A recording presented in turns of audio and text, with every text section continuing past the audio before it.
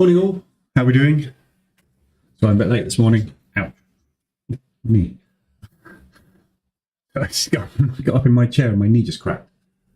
How are we all doing? Happy Monday. Back again. Big gap on the DAX this morning. Huge gap, to be fair, on the DAX this morning. We've had big down days on the DAX, so there's a potential good gap fill. We're just hovering this morning down here. So if we break to the upside at the open, we could get that run for the gap this morning. Obviously, we missed also the gap from Friday. And obviously, as you can see, we're in a obviously big down move at the moment with some very large numbers going on. So the market's quite possibly going to want a profit take at some point this week. May just go straight for it today. So might be a good gap fill this morning. It's worth a shot for a risk reward basis. So this is the first, this is the first day opening below this support. We could well have a nice big rally this morning. Never know, and try and entice some long players in, and then obviously come down and kill them this week. So be interesting to see what happens this morning. But obviously, market's opening in 5 minutes. We've got a very tight range so far down here, and yeah, so risk at the moment getting in is like 30 pips. Potential reward if you just go for the gap fill is 115. So decent opportunity there. Morning, Stevie. Morning, Block name.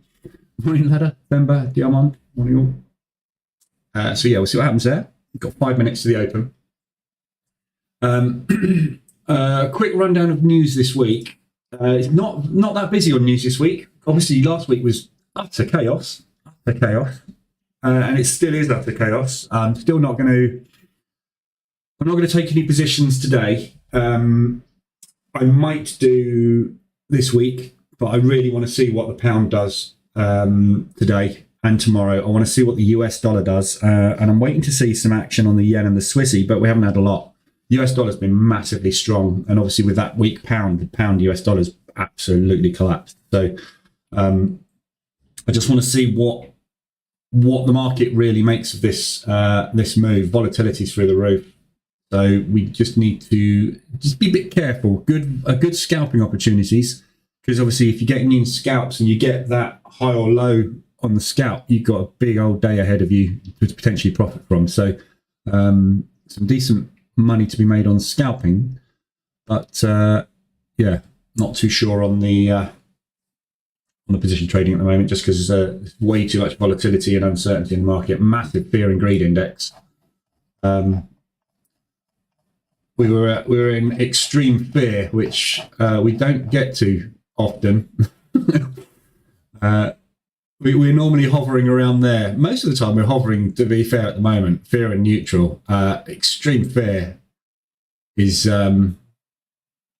like panic, basically. Get out, put your money in the bank, and just don't take any risks. So we will see. For this week, we've got Euro. We've got Lagarde speaking this afternoon. We've got Powell speaking tomorrow. We've got US dollar consumer confidence tomorrow, which isn't particularly massive. Don't tend to get huge volatility off of the back of that. It's just a gauge. It's not something really that moves the market, tends to move the market. We've got Powell speaking again on Wednesday. And the only real news we've got this week is GDP for the CAD and PCE for the US dollar. We've got all speaking. Other than that, there's no other news. So that doesn't tend to do an awful lot.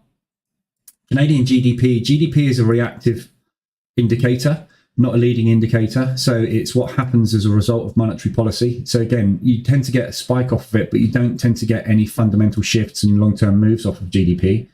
And PCE we've got. So that may do something depending on how that comes out. So really, there's no news this week apart from Friday. So there's nothing that we need to be aware of from a scheduled news perspective that is going to make things happen on a specific day or time. But obviously, Powell is speaking all week. And at any point, as we've seen, we can have massive movement off of whatever is being said by heads of bank and heads of government and obviously world events. So this week, really want to keep your eyes peeled more on financial juice than you do on the Forex calendar. This is where we're going to start to see things happening. Things like this. Traders pricing in 150 basis point hike by November. That's massive. We were looking at 0.5, 0.75, double. Which is shocking for the pound, and I don't think it's going to recover, to be honest. So keep your eyes on the news here. Kuroda has been speaking as well about obviously what's going to happen with the yen. This Friday, the Bank of Japan is going to announce their forward monetary policy. So where they said last week, where we had that massive spike on the yen, this Friday is when they actually tell us what they're going to be doing, what long-term plans are. So expect some massive strength on the yen on Friday, possibly even running up to as the market sort of factors in that it's all going to get good. So we might have some decent yen strength this week. But it's absolute uncertainty. That fear and greed index is basically saying we're going to have some massive volatility and no real directional idea, because when you get these massive moves, the market either continues them or it retraces them. So it's a real 50-50 shot. But long term, the moves we've seen over the last week should continue. So strong yen, strong US, weak euro, weak pound. Swissy's a bit of a question mark at the moment. So overnight and over weekend, lots of talk coming out of Japan, just about just reinforcing what they're going to be doing and why they're worried and all that sort of stuff. We've had news that Russian oil and gas deficits are going to be met by the US. So where Europe is having problems, that's going to be filled by US supply somewhere in there. So that may not be good for oil prices. I haven't looked at oil this morning. Yeah, it's coming down. So potentially not good for oil. Market's just opened. Big bit of a rally on the DAX.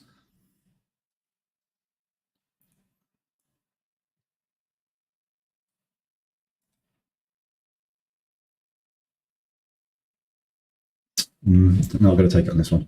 I've got a long running on the on my funded account.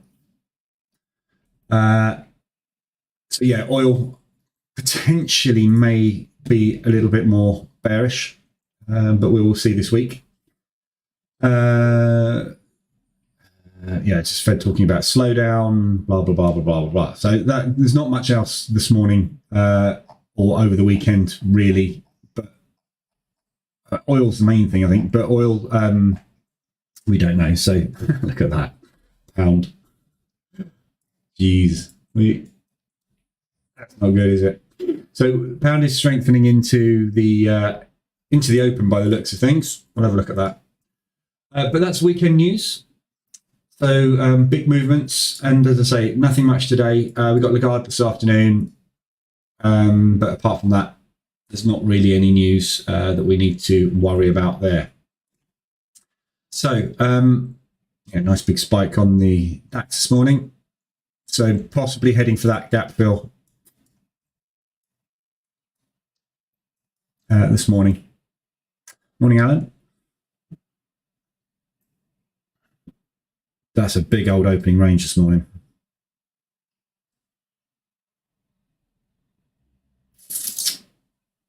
So got quite a lot of wiggle room to muck about this morning in there. Let's see if it goes for it. Hopefully it does. 4%. That's a 4% win if that gets that gap this morning without stopping me out. Right. Anyway, so yeah, ADRs. Obviously, ADRs off the charts with pound already. We haven't even opened yet, and it's Monday. Yeah, I put a little explanation of ADR in the Telegram group this morning. So the ADR figures obviously with the ADR lines, when you look at something like pound US dollar, when you get this overlapping of the ADR lines, that is that's a sign of extremes. 225 ADR or more. When you hit 200 ADR, the lines meet up, because obviously it's 100 ADR from the low, 100 ADR from the high. When you get beyond that, they start to overlap each other. You're just in a crazy day. So pound's pulling back nicely this morning. Anywhere up here looks like a good sell. So yeah, massive ADRs. You're only going to get these figures on here from the analysis. Let's look at a pair that hasn't gone mental. So these statistics basically are based on 15 years of research, 15 years of analysis. I didn't spend 15 years doing research. I researched 15 years.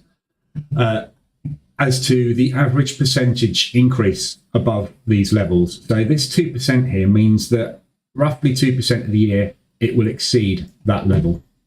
And that equates to around about 5 or 6 days a year. You're going to get price moving beyond that. And it tends to be on a fundamental news event. Yeah. So on a normal trading day where you haven't got fundamental news, if you're getting into these high levels, it means the market is over manipulated and overstretched. If you're hitting these 225 levels on a regular basis over a period of a week, you know that something's going on. And obviously we know what's going on at the moment with the pound. Morning, Andy. So when you get in these huge levels hit, these statistics don't change. Yeah. This is over a 15-year period, and you're going to get the odd time, the odd year where, like with COVID, we probably hit 225 in COVID 7 or 8 times. You'll have other years where it won't hit it once. You usually will. I mean, it's very rare you wouldn't get a fundamental shift that will move it that far. But this is an average percentage. Yeah. So these are just giving you a rough idea of, it's not exactly 42%, but it's saying, most of the time we stay within it. Yeah. When we get up to there, 9 times out of 10, it won't get much further than that. But it will do, obviously. This isn't you can't get beyond this. It's basically giving you a rough idea, and it's to demonstrate the fact that when we get up to here, it's much more likely that's going to happen than that's going to happen. It's not saying anything specific. It's an average percentage. But I did find year on year with the research, what we were looking at was 1 year might be 41, 1 year 43, 1 year 42, 1 year 44, 1 year 41, 1 year 42. Yeah. So every single year it was within 1 or 2%. It was always within a couple of percent of that, always within a couple of percent of that. When you get up to these levels, it was always something like 1.75 to 2.15 or something. So roughly 2% of the time. These are not exact figures. Someone was saying this morning they don't dynamically update. No, but they also haven't changed for 15 to 20 years. That is what happens on a yearly basis, but they're not exact. They're just a demonstration. So, when you're getting these, it's, when you hit this lights up like that, it's not an opportunity. It's something's going on. You should be wary of even getting into this, because something's going on with the pound. Yeah, when you see your ADR dash lit up like that, you shouldn't be going, oh, I need to get in. You should be going, what the hell's going on? I need to look for opportunities elsewhere, because I've no idea. You've no idea whether this thing is going to continue, pull back, or what. It's so unbelievably extended, it could go anywhere. Yeah, there's a reason it's extended like this. Yeah, the economy of the United Kingdom is collapsing, and it's going to collapse for the next 6 months because the government's screwed up the entire economy. They're having a gamble, basically. We say trading isn't gambling. Basically, the government is gambling with our entire economy, with what they've done. So, you can tell how happy the market is about this. It is not happy at all. So, just be wary. Yes, there are opportunities. The gap fill is happening at the moment. I'd love to take a short out there. But, when you're getting into this, there's no way into it here. Yeah, that was your entry for the gap fill with your stop there. So it will create opportunities, but equally, it can do that. Yeah, if we look at what happened on Friday, this thing created a beautiful gap when we initially started this drop. Didn't get anywhere near that.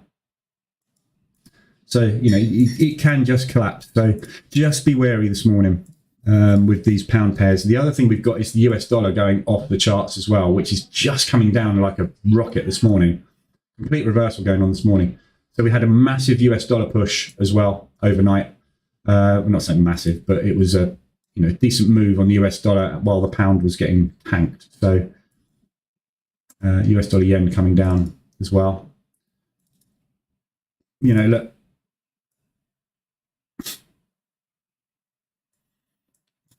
everybody that started this move in the banks, we got back to their entry levels. Bang. Hit the sell button. Yeah, so just these are good opportunities on a normal day when you're seeing sort of 125s, 150s, 175s. Something is making that super stretched, but it isn't something that's necessarily going to change direction. These are the great opportunities that you see. Yeah, when it's lit up like that, that's a warning sign. Be very, very careful. Once it gets to those levels, it still has a 50% chance roughly of continuing or reversing. Yeah, basically, so ADR, the analysis I did into ADR, what it tells you is this is the average daily range of this pair over the last 10 days. This is the average movement. Yeah, it's 193 pips. So 193 from the low, 193 from the high. So when it gets to one of those levels, it's done its average daily range. So on average, it's been moving 193 pips. What it's saying is we've done 193 pips. On average, this is where we don't tend to go any further. What it doesn't mean is it's coming back. What it means is it doesn't tend to go any further. Yeah, so moving to ADR and doing that is the same as moving to ADR and doing that. Yeah, it hasn't gone any further on both of those instances. It could consolidate, it could drop. Yeah, but what it is less likely to do is go much further. Yeah, so there's two chances of it stopping, consolidation or reversal, and only one chance of it going further. So this is what it's designed to tell you. When you get to ADR, you know that there is a 58% chance that it will stop there or reverse. Odds are in your favor all of a sudden, aren't they? Yeah, it could go on. Of course it could go on. But if it does that and you get into a short and you get to the end of the day, the end of the trading session, and it hasn't gone anywhere, you can close that out and you probably won't lose much money. If it's gone down, you're going to make money. There's much less chance of it going up. So you've got an edge. Your edge is either a break-even trade or a winning trade rather than a losing trade. The higher we get extended, the higher those odds become. Yeah, only 12% of the time it will get beyond that level. So it will either go into a consolidation or it will go into a reversal, a profit take move at those levels. But there's only a 1 in 10 chance roughly of it going higher. Yeah, doesn't mean you're going to make money. Just means it's not necessarily going to push much further than that. So that's all these odds are telling you, is that, X number of days a year, when we get to this level, we don't go any further than this level 12% of the time. Now, you've got 52 weeks in the year, and there's 5 trading days in those 52. So you've got 260 trading days a year. Take away from that your bank holidays and things, you're probably ending up with about 250 days a year where you can trade.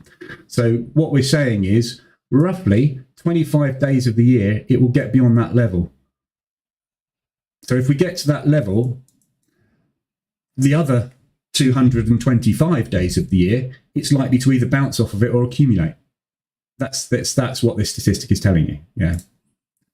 But I get constant DMs from people saying, "Oh, this indicator's rubbish. It went to 200 ADR. I took a short there and a short there, and I lost both of the trades." Yeah, you did, because this is one of those 3% of the year days. I can't control which of them it's going to be. Sorry, I wish I could.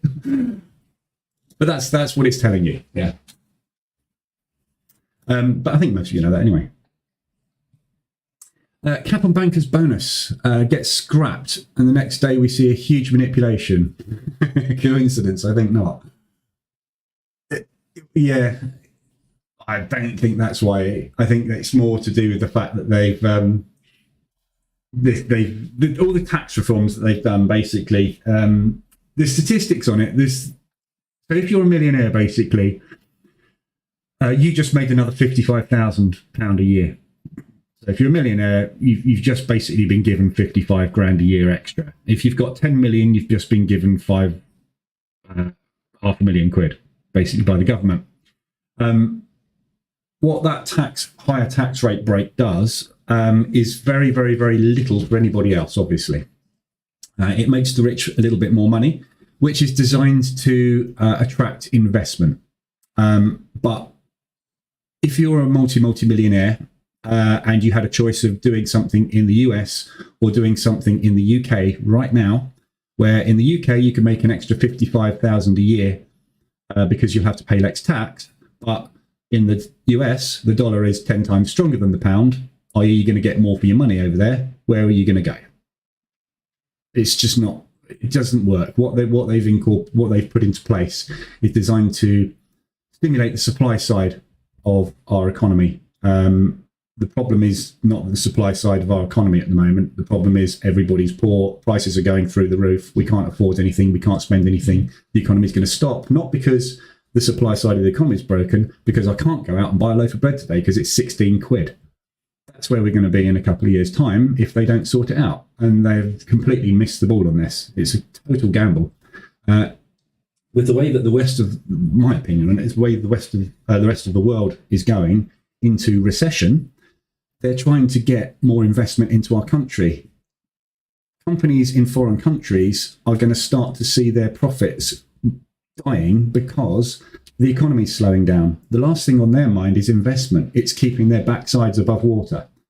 So we're trying to say, hey, come and trade with us, come and do this, come and do that, come and put all your money in your businesses into the UK, at the same time as they're going, we can't even afford to keep our businesses running in our countries. And it's just complete back to front. So we'll see what happens, but that is why this has happened. Yeah. The market's outlook on this is, right, first thing we've got to do now is raise interest rates. So instead of going 0.75, we're now going 1.5. What does that do for the economy when it raises interest rates? Yes, it starts to help to get on top of inflation, but it makes everybody poor. So it's just a no-win situation. But there is a theory that it will, long term, we're talking 1 to 2 years, sort out economic growth and be absolutely, it'd be brilliant for the UK economy. But the problem is now, not in a couple of years' time. What we wanted now was, and that's not what got delivered. So anyway, but that's the pound. So, cutting a long story short and diversifying off into all sorts of directions, do you want to be longing the pound now? No. Yes, you could take a lovely mean reversion trade on this. You've no way of picking a target. It's like saying you've got 50-50 shot every time you hit that button, buy or sell, haven't you? But do you want to buy this? It's such a risky long. If you're going to use a stop, it really doesn't matter, does it? But just be aware you are catching a falling knife. Yeah, so you could get into this thing long 10 times today and stop out on every single one of them, and it would hurt badly. You're much better off waiting for a short opportunity to come in. So some signs of weakness coming into the market, reversal alert to the downside, followed by a retest. That's more likely this is going to collapse further than it is going to pull back. There's an 80% chance when a trend starts of a trend continuation. There's a 20% chance of a reversal. And what do we all try and do? Pick the top and the bottom. We're trying to pick that 20% all the time. Yeah, so better off getting the trend. Obviously, everybody knows this. Everybody knows it, but nobody does it. Morning, Jane. Supposed to be drip down theory. If you're dangling off a cliff and I say, don't worry, I've invested heavily in the rope industry, would that really help you? Yeah. I'd have more faith in your rope, definitely. But would I rather you invested in the helicopter industry and got one of them to come and pick me up as fast as possible? Or trampolines. Somebody put a big trampoline on an airbag below me rather than the rope. I get the theory behind what the what Liz Truss is and Kwasi are trying to achieve, and the theory behind it. And it's worked in the past. Stimulating the supply side of the economy has worked in the past, not just for us, for lots of countries, but it hasn't been attempted coming out the back of a pandemic with a worldwide recession underway. And I just don't think that now it necessarily is going to work. And obviously neither does the market. So, you know, if you tried what they're trying, yeah, when the market's doing that, it would probably work massively. Big profits, big investment, everything's going well. They're trying it when the market's doing this and forecast to do that. I just think it's completely, when you talk about a gamble, they're gambling with our economy, not gambling with will the NHS have another 25,000 doctors recruited over the next 6 months. If not, we can open our borders again and let more people in. We can solve that. If this is a massive, massive gamble, and obviously this is where the market is thinking, we're not particularly interested. So anyway, enough politics. Morning, Neo. I have somehow banked 3% flat this morning without opening MetaTrader. Very nice. I almost did that this morning. I blew my evaluation this morning on E8. Oh, and I got paid on E8 by E8 on Friday.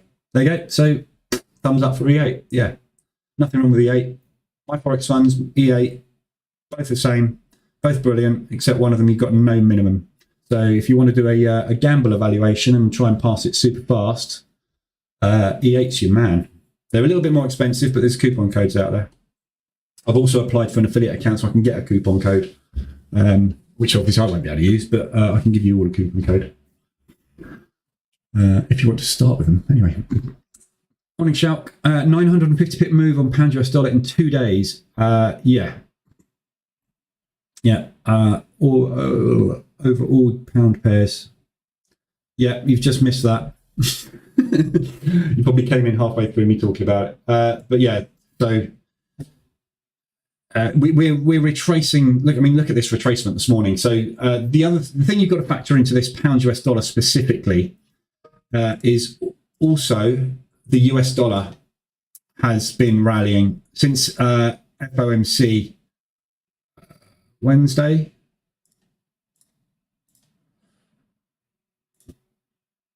Where were we? Wednesday. Yeah, since FOMC on Wednesday. So we were rallying into FOMC.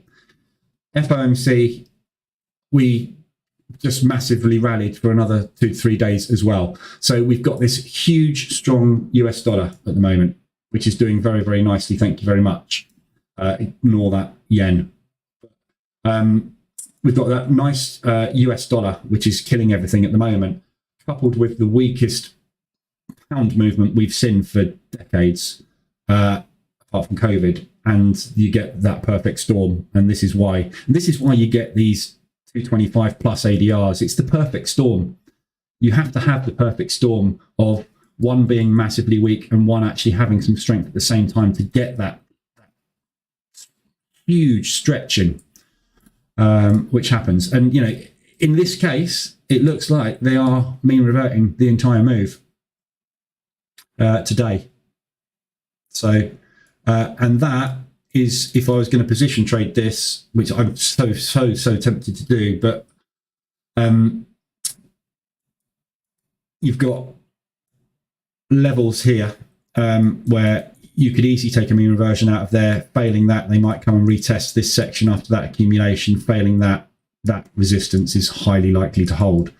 But the problem is, look at the distance. We're talking 870 pips, that range, on a 160 ADR. It's absolutely stretched to death. look at the normal price action. Yeah, this is what you will be potentially dealing with moving forward, this sort of movement. If you get into a short here and you want to play it down to there, yeah, there's a high probability of that taking somewhere around about 3 to 5 days to happen. The fact that this has happened in 1 day is totally abnormal. When you get in short here, look at how long it might take to get back down there with normal price action. It really easily throws you out of perspective when you get these moves. Yeah, shorting here and adding a second position there and a second position there. Yeah, these are going to have to be these entries 2 ADR apart. Normally we're getting half an ADR apart roughly, don't we? But you're looking at 4 to 5 ADR there. So, you know, if you think maybe you were getting into 8 positions, would you take 8 positions on a normal day between there and there? No. Be very careful. Your perspective is completely thrown out by this massive double whammy movement. Just think about spacing if you're going to position trade it. I do think this is a very, very good opportunity for a short because of parity down here. We're going for this. I would put not my mortgage on it, but I would be very close to putting my mortgage on us going for parity. We're too close not to hit this. We're too close. The market's going to test this level. It's how long it takes to test it. Normally, from where we were before we started that move, we'll be talking 1,200 pips. So we're talking a 10 ADR move, potentially a 2 to 3 week movement to get down to there. We've done over 50% of it in 2 days. The market's coming down here. What happens here is going to be another question. Again, I put it in the group this morning. We just done exactly the same thing with the euro. Yeah, came down to parity, lovely bounce. We usually do because there is going to be a load. What's everybody do around round numbers? They buy them. Yeah, if you're dropping down to a round number, you buy it. If you're approaching a high round number, you sell it. Because 99% of the time, we get bounced off of round numbers, one being the big one. Highly likely, pound US dollar is heading for that parity.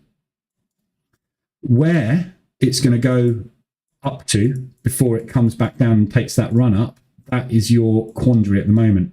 Do you take it from here? Do you take it from here? Do you take it from here? Either way, it's a massive winning trade down to there. The entry is going to be very difficult.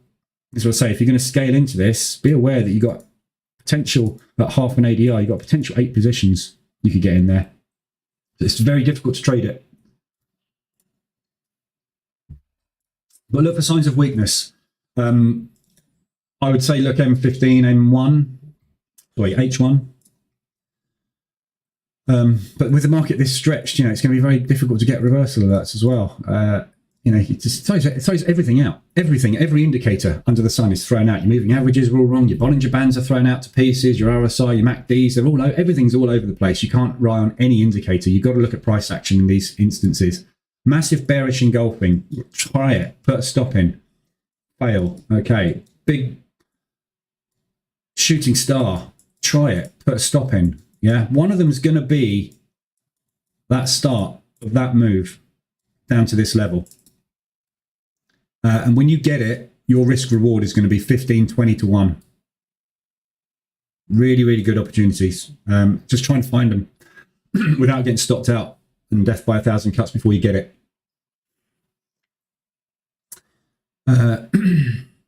My opinion, the new tax plans won't have a chance to work before the next general election. No, I know. And this is the other thing is, they put all this in place. It's Labour that are going to have to deal with it, because I went out with my friends on Saturday. There's 6 of us, went out for some beers downtown. And 4 of us have been Conservative voters all our lives. 2 flipped between Conservative, Labour, the odd Lib Dem vote in there over the years. Every single one of us around the table said we are voting Labour.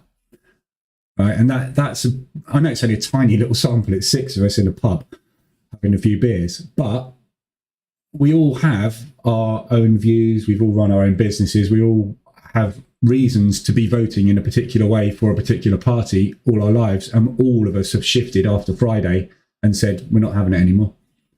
So if that's just a tiny snapshot of one pub table, but it is 100%, what do you think the rest of the country is going to be doing when the next general election comes up? And I would also be surprised if we don't have a new general election before 2 years. There could be one forcefully triggered because of this. You know, the world is not happy about it. Not just the UK, the world is not happy about this. It's not going to help anybody recover. But anyway, also to stimulate supply, we need businesses here, but they have set up trades. Yeah, this is, like I was saying earlier, Alan, it's just a nonsensical thing. In a normal, like I said, in a normal market condition, if you get a little bit too much inflation, yeah, because we're expecting that to happen. Businesses to want to do things, to want to invest, to want to spend money. That is not the case at the moment. One of the guys I went out with on Friday, he runs the online division for quite a large toy and game manufacturer. And he said over the last quarter, they've had their worst retail figures for the last 5 years. Okay, and this is even in COVID, they've just had their worst quarter. On the run up to the Christmas quarter, they've had their worst quarter in 5 years. Yeah, online. So in the last 3 months, people have started to feel the pinch. And what people have done in the last few months is tighten their belts ahead of what they know is coming. You know, it's like saying, we've got a massive storm coming, we've got a really bad winter coming. What are you going to do? I'm going to buy a hell of a lot of jackets and boots. And that's what everyone's done. We've got a really tight monetary policy stance coming in. All your bills are going to go up. Everything you buy is going to go up. What are you going to do? Well, I'm certainly not going to book that holiday for Christmas that I was going to book. I'm going to put it in the bank because I need it for food and other stuff. And he's seen his retail sales drop in the last quarter. They forecast it's going to be the worst Christmas they've had it since the company formed. You know, and this is going over COVID as well. At least in COVID, we still spent money. We were locked indoors doing nothing but spending money. Now, no one's spending money, you know, so it just doesn't work. I think I don't know who came up with it, but whoever needs, you know, whatever analysts they put in Downing Street, they need to, have a rethink. I mean, I've never seen this. I don't think I've ever seen this hit 225. Look at this. We've hit 225% of our weekly range on Monday before the market opens. You know, just be bloody careful. It's just not. 5 minute chart, 15-minute chart. Other than that, just I wouldn't. I wouldn't fall that low. Me neither, Jane. Yeah. So I guess you're talking about conservative voting. I reckon there's even Conservatives that aren't going to vote Conservative. You know, actually members of Parliament probably are not going to vote Conservative. Mind you, they're all getting that extra tax break. So, you know. Anyway, enough of that. But yeah, it's just obviously be warned this week. I had a sense of something coming. Obviously, with all the rate announcements last week. Last week was the week I was like, I need to be flat for this week because I have no idea what's happening. This is 10 times worse than I was expecting. I was expecting positive movements and potentially some increases in these rates. But we had, you know, just the weirdest thing. Massive spike on everything against the Swiss franc on that news, and the total opposite. You know, and we had the yen stepping in. Last week everything just went completely nuts. So this week is the fallout of it. You are either going to get some huge mean reversions this week, or you are going to try and mean revert it and get squeezed to hell. So just if you need to take a time off, do it this week. Let's just wait and see what the hell the market wants to do from here. And also the other thing you've got to factor in as well with the pound specifically, Quasi hasn't finished yet. What we had on Friday, this so-called mini or micro budget, that is the first round of manipulations, basically. So there's going to be more released this week. He's going to come out and say there's more stuff we're going to do this week. So whether what he does this week is, oh my God, we screwed that up, didn't we? We need to do something and try and reverse this, or whether they plow ahead with it. And if it's anything in line with what they did last week, you can kind of kiss the pound goodbye and start paying yourself in dollars, if at all possible. If you're going to do any funded accounts moving forward, for example, with E8, you can choose, when you do a prop firm evaluation with E8, you can choose your base currency. Don't choose the pound. Choose the dollar. Yeah, because you're going to earn more money. We're going to be lower on the pound US. Yeah, if you're in the UK, you're going to do a prop firm evaluation. Let's say you take 2 weeks to pass the evaluation. By the time you've passed the evaluation, you've got a funded account. You want to be being paid in US dollars. You don't want to be being paid in pounds, because the US dollar is going to be worth way more than the pound. Yeah, you want to be paid in dollars. So make sure your account is dollar-based, which is what I've screwed up with. I've got a pound-based account, which is why I'm taking evaluations on dollar-based accounts now. It's going to make more money. So who's going to bank $1 million off the new tax reductions? No. That's what I was saying earlier. You probably missed it, Sammy. But morning, Rocky. If you're a millionaire, if you've got $1 million in the bank, you've just, or you earn £1 million a year, you've just made yourself £55,000 for doing nothing. So another 55 grand. It affects so few of the population. What they've done, there's a couple of people making a load of extra money, but they are not turning around and going, oh, let's put that 55 grand into the economy. Of course they're not. They're putting it in the bank and they're earning interest off of it because the interest rates are going through the roof. If you're a millionaire now and you stick all your money in the bank, within 2 years, within the next sort of 6 months, I reckon, you'll be earning 6 to 7% on your account. Stick it all in the bank. Everybody's going to put all their money into the bank, which gives the banks much more money to do speculative trading with, which makes them more money. And now the bankers' cap's been removed. All they're going to do is, our version of Wall Street is going to get richer. Everybody else is stuffed. Anyway, that's my view on what happened on Friday. Yours may be different. I think I speak for the entire UK population when I say they screwed it. Anyway. Rocky, your hack system, surviving this fall like a pro. Okay, cool. You still haven't sent it to me. Please don't keep spamming the chat in here with this system that you won't tell anybody about. Yeah, all you're doing is you're flexing your muscles and it just annoys everybody. Tell us what your system is. Share it, and give me the parameters. I'll build an EA for it this afternoon, and I'll backtest it for 25 years for you and tell you if it works. But all you're doing is saying that you're making a load of money, and it's, if I'd have hit the sell button on Friday morning, so would I. It's not hack, though. David, Blackwave Pacific. A copy trader capitulated today. Blackwave Pacific. Copy trader capitulated today. Been trading since 2015. Own account 400k. Plus clients' accounts, 3 million. Oh, pound Swiss basket trading. Yeah. Yeah. Anybody position trading the pound long? First of all, I have to say, if they were position trading the pound long, they were wrong. And I've been saying for a long time, not rocket science. This is not rocket science. This is down. You do not long this. If they were basket trading long, position trading long, that's stupid. But anyway, Blackwave Pacific gone bust. Yeah, with 3 million client accounts as well. Don't let anybody trade for you is the lesson there, David, isn't it? Not you specifically, but these. If anybody offers to manage your account or manage your funds for you, just run. You have no idea who they are.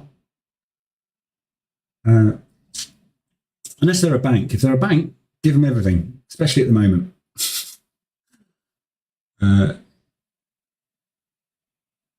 Yeah, you've got to make millions to earn millions. It doesn't work that way.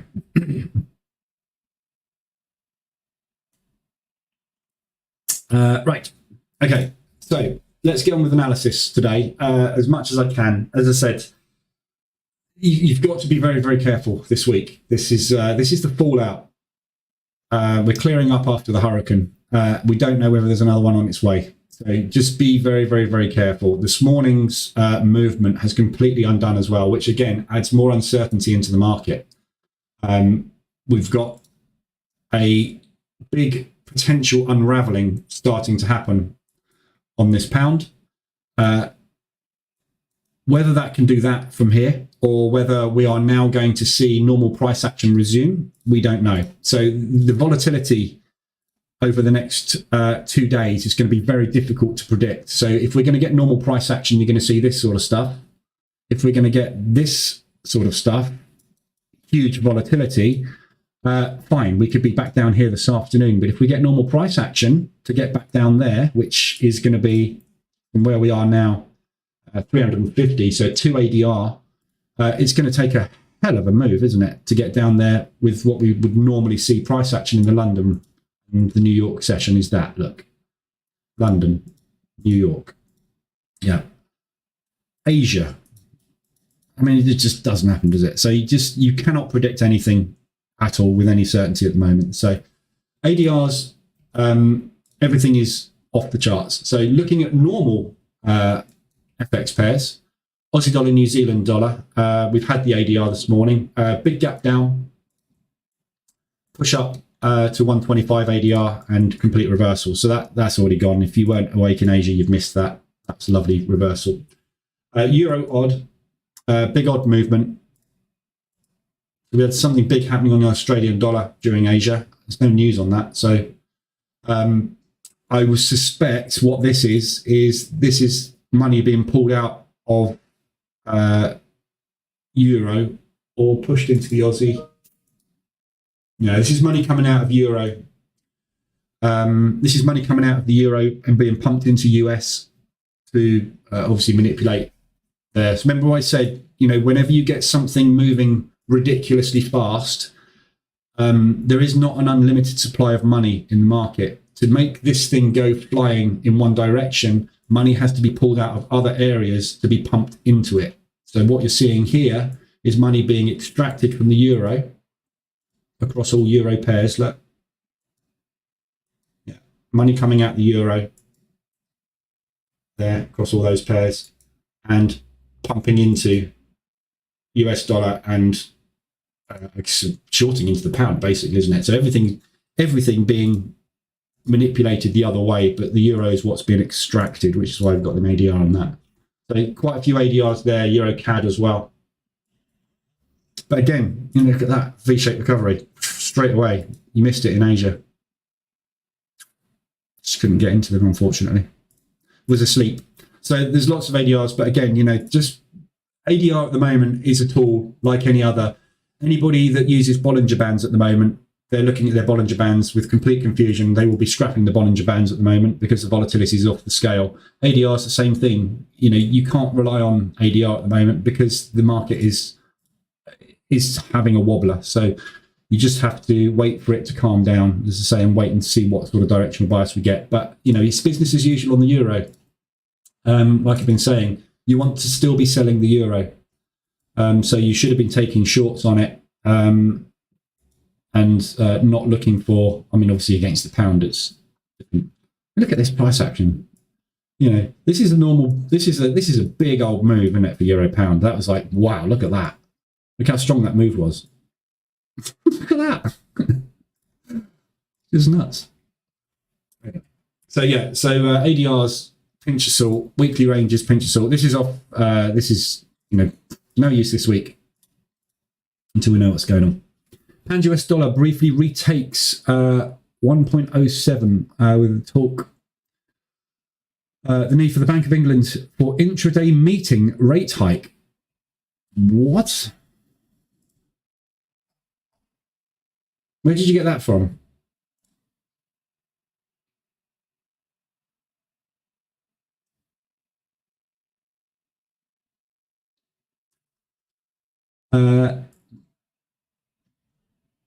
Pound US dollar trades 1.0688.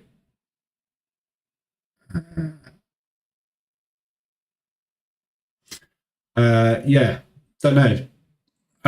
It wouldn't surprise me if we had some intervention from the Bank of England after this. You know, this is not good. So if we get talk of another rate hike coming in straight away, we may well get that pullback, but it won't be. It's not going to go, oh, that's okay. Well done, Bank of England. You've put the interest rates up again in the last week. It'll be right. Well, that helps. Let's now get in short, everybody. That's more likely what will happen. So you could have this V-shaped recovery if that was to happen. Flop name. Yeah, someone else has just said that. I don't know what Black Wave is. I've never heard of them. But yeah, a lot of people will have gone bust this week. A lot of blown accounts. But we had several rate hikes in one day when the pound fell out of the ERM. Yeah, that was some. This is the this is equivalent to what happened when we went into decimalisation. Yeah, we haven't been down at these levels or had this type of thing happen since we decimalised the currency in 71, I think it was, or something. But yeah, ADSS financial feed is where you got that news from. Yeah, so if we do have an intraday, keep your eyes peeled on this today. If we do have an intraday meeting and an intraday rate hike from the, I mean, that'd be pretty unprecedented if we have another rate hike. Again, what's that going to do for the pound? Yeah, I mean, it's, you know, every position you get into today, you've got the possibility of some kind of news completely whipsawing you and killing you, or going your way. My advice would be, any trades you take this week, do not use a TP on them. Do not have a TP. Black Wave was the most famous signal on MQL5. Oh, was it? Oh, right, I don't know.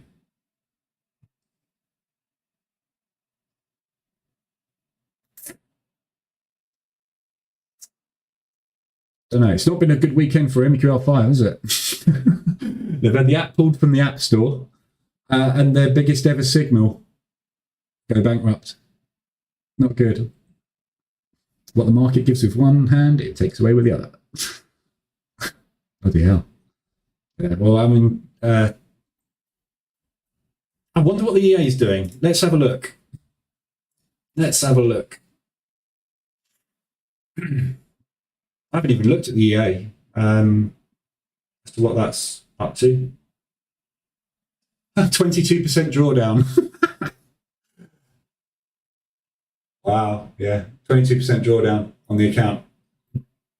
Got pound US dollar longs. I can't really tell. This is my VPS has just upgraded to 4K, and I can't. The version of Windows my VPS is on, I can't change the VPS resolution, so it's really hard to see these. But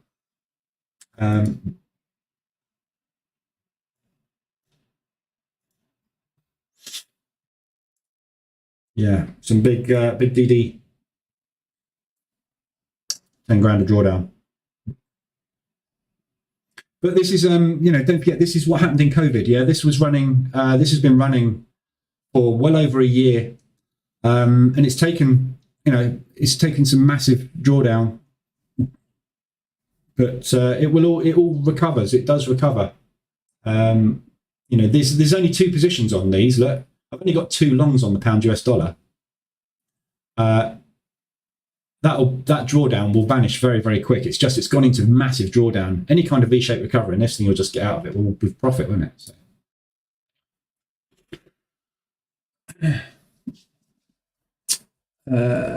We had several rate hikes one day. Yeah, just read that one. Several rate hikes. So yeah, probably have to be good shock and awe type rate hikes. Yeah, I think.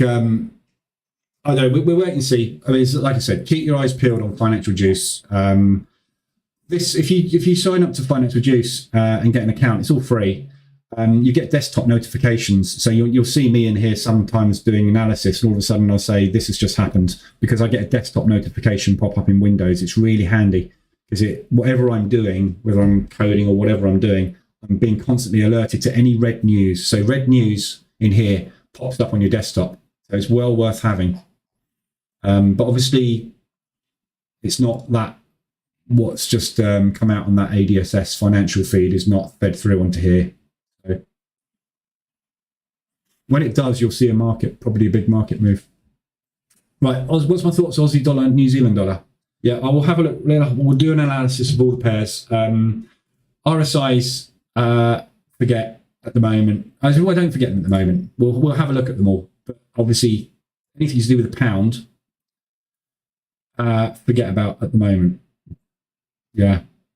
Or don't forget about them. Up to you. You know, these are massively brilliant mean reversion opportunities. When we get to these levels, you know, we do normally mean revert. But what you could see here, yeah, is this. If you're not in this and you're out of it here, and it does that, you're stuffed. So these are great mean reversion opportunities for longs. But just got to be a little careful, obviously, today. Yeah, we'll do an analysis of, we'll run through everything and have a look at everything.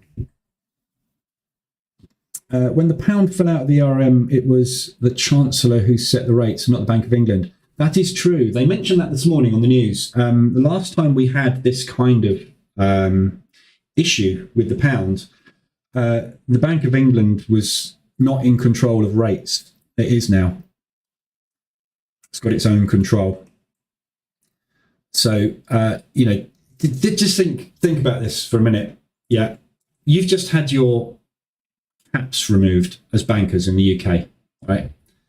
And you are sitting there now in control of rates. And you know damn well that whatever you do with rates is going to affect the market. Yeah. So as a bank right now, you have the ability to dump a massive order into the market and move it. And there is no cap on what you can earn from that move as a banker from a commission basis. Think about the power that they have now. Yeah. Instead of 10 Ferraris a year, they can now buy 100 Ferraris a year. It's just unbelievable. You know, what they've done is just crazy. Anyway,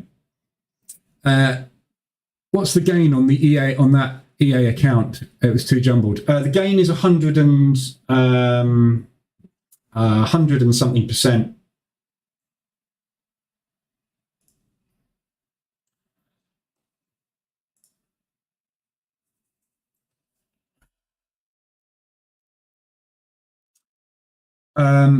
It's 22 grand. So this was a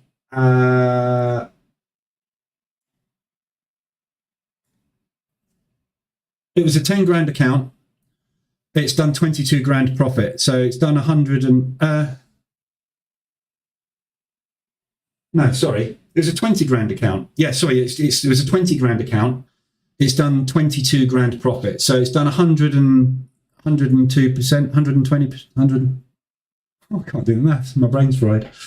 Yeah, over 100% basically. So it's doubled the account. And we started off with 20. We've traded it up to 42. So it's made 22 grand.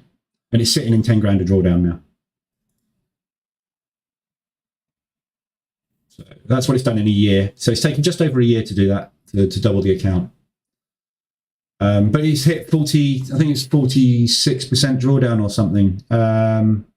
Because I've left it unattended. The whole point of this exercise was to show people that pound US, the H1M5 set file, which is this is running, completely 100% unattended, without manual intervention and drawdown control, will go into big drawdown.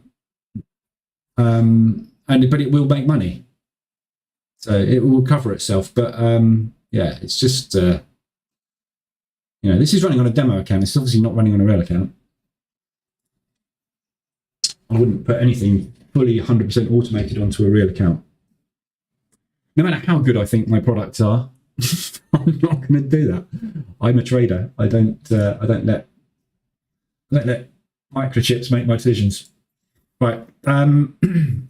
Let's go for the pairs then. So Aussie CAD. So Aussie dollar is still fairly weak, as is the New Zealand dollar. There's no fundamentals this week on anything at all. So we haven't got to worry too much about it. The CAD we have got news on. We got GDP coming on Thursday, but as I say, GDP doesn't really affect it that much. We've got US dollar PCE. So that is a little bit more of a leading indicator, because it's monitoring the prices that we pay for the core goods. So that one will have an impact, because that we would expect that to go up. So you will have an impact off of that. But apart from that, everything else is either non-consequential this week, or it's a reactionary indicator. So the GDP that we've got on the CAD on Thursday isn't really going to affect this massively. We might get a spike off of it, but not particularly huge. So at the moment, we're a little bit range bound on it. We're down at the lows of the range. So potentially we're just heading down to RSI extension. So it's a fairly good little buy, but I'd want to see it a little bit more extended than that. It is a short overall though. So, the trades should be taken up here and looking for short opportunities. So Aussie dollar CAD is a short. Aussie dollar Swiss is a short. Swiss franc strength. So we had the Swiss franc rate announcement, as we know, and the market went, yay, like that. Pushed down. We've gone into an accumulation. We strengthened before the next rate announcement, and the market last week had that massive negative reaction to the Swiss franc. No reason it should have done. It did come out after the rate announcement that the inflation figures are looking like inflation is going to be a little bit worse than they were expecting for the Swiss, which is fine. But it's not that bad, their inflation. So I think we should be seeing Swiss franc continuing to strengthen, especially against things like the euro. But I would look at, from a fundamental perspective, the Swissy being one of the stronger currencies, not the strongest, but one of the stronger currencies out there. Again, I want to see what happens this week to the Swiss franc, because that's my opinion on it, and that's what I think the market's going to do. But I want to see the market tell me and prove to me that I'm right with my thoughts. So I want to see it either break and put a new high in and prove me wrong temporarily, or I want to see some kind of accumulation drop, which will mean, yeah, Swiss franc is strong. So at the moment, it looks like my thoughts are right. We are just mean reverting that initial move. So basically, all we've done, we had the rate announcement come out as expected. The market reacted in a really negative way, and it's done a complete reversal. So basically, that news last week, the market's gone, yeah, we're back to where we were. Yeah. Whereas if it was a fundamental shift, what you would tend to see is something like we saw with the US dollar, where we have a big, strong move happening, accumulation push. Yeah. So we'll see. So we may well get, like we had with FOMC, a pullback push. And in that case, with the Swissy, that is your pullback. And then you're going to get your push. But we could also see something like that happening. So I need to see the Swissy. This Swiss franc is the one that I've got a bit of a question mark. Pound down, US up, yen up. Swiss, not sure. It's the only rate announcement last week that we had, which is a little bit more of a question mark. But at the moment, I'm 90% sure I'm right, and I think the Swiss is going to power up. So looking for continuation shorts, basically, on everything against the Swissy. So yeah, I want to be getting in short, looking for short entries on it. So lower time frames, M15. Yeah, where we are now, we're just doing the gap fill. So could do that. Use your fibs, yeah. So when you're looking for shorts, if you get, stick a fib on this. When we start getting up into this area, look for reversal alerts starting on M15, M5. potentially we're going to go down. We may not get up there. It may just, go, and which that's fine. I'm not in it. I missed it. That was the entry. But you've got to be very, very brave to take that stop hunt there after that's happened. Yeah, this is the market going, oh my God. Shorting against that is just, you need to understand why the market did that. And now we know it was just a fake move manipulation. So Swissy shorts, Aussie Swiss shorts rather. Aussie dollar yen. So yen, again, want to see this week play out. Obviously, we know what happened last week with the yen. Kuroda and the Bank of Japan has said they are going to intervene, and the market went okay finally, and the yen powered up dramatically. We haven't had that pullback on some of these pairs. Aussie yen didn't get anywhere near that move. Some of them we have got back to the gap, the propulsion gap that was caused by the move, and we've seen signs that the move is continuing. So yen pairs long. At the moment, my bias is switched long completely on all yen pairs, which means I want to be shorting everything against the yen. But I want to see the market prove that fact. I want to see some positive movement from the yen and it really getting on board. I don't think we're going to see the real speculators stepping in until Friday this week, until the Bank of Japan actually announce what they're going to be doing, which is on the 30th. At that point, we should see some serious money coming in. So on Friday, this week, if you wanted to play along on the yen this week, Thursday would be the day to do it. Because if you can get yourself into some positions long on the yen on Thursday, Friday morning is when they're likely to announce what's going on. It's not calendared at all. So it's not, they haven't put it in the calendar. Let's see if it's down as a yellow event.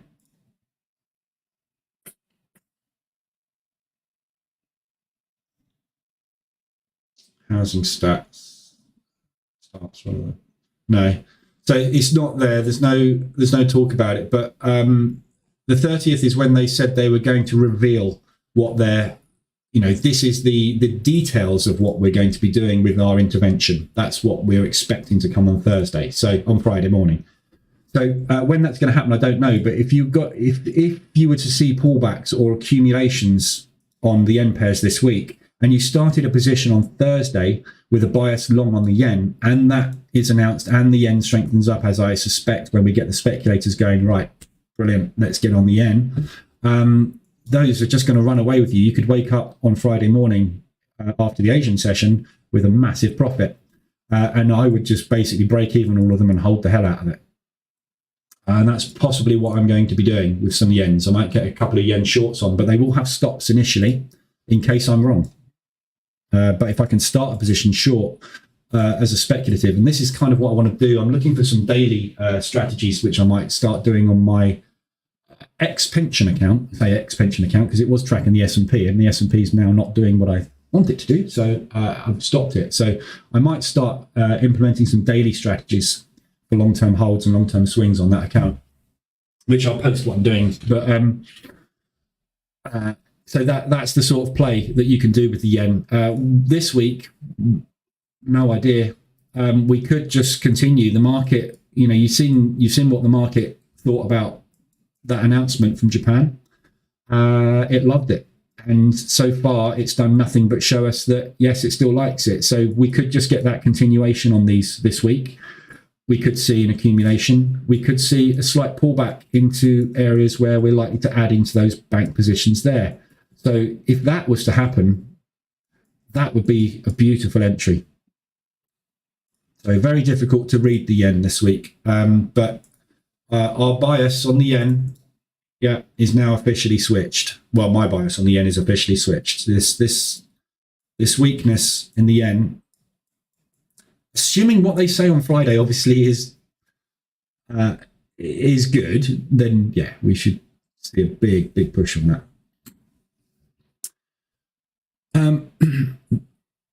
Sammy, you're kidding me. I just bought my 6th EA that will make me a millionaire while being away from the computer. Are you talking about my... There are some EAs out there that are absolutely fantastic.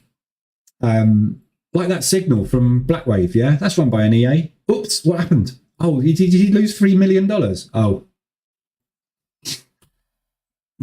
EAs do not know what is happening in the real world. They will one day, and that's when the Terminators will take over. But yeah. I'm glad you're joking, Sammy. You are joking, aren't you? December, DAX reversing. DAX is not reversing, it's pulling back.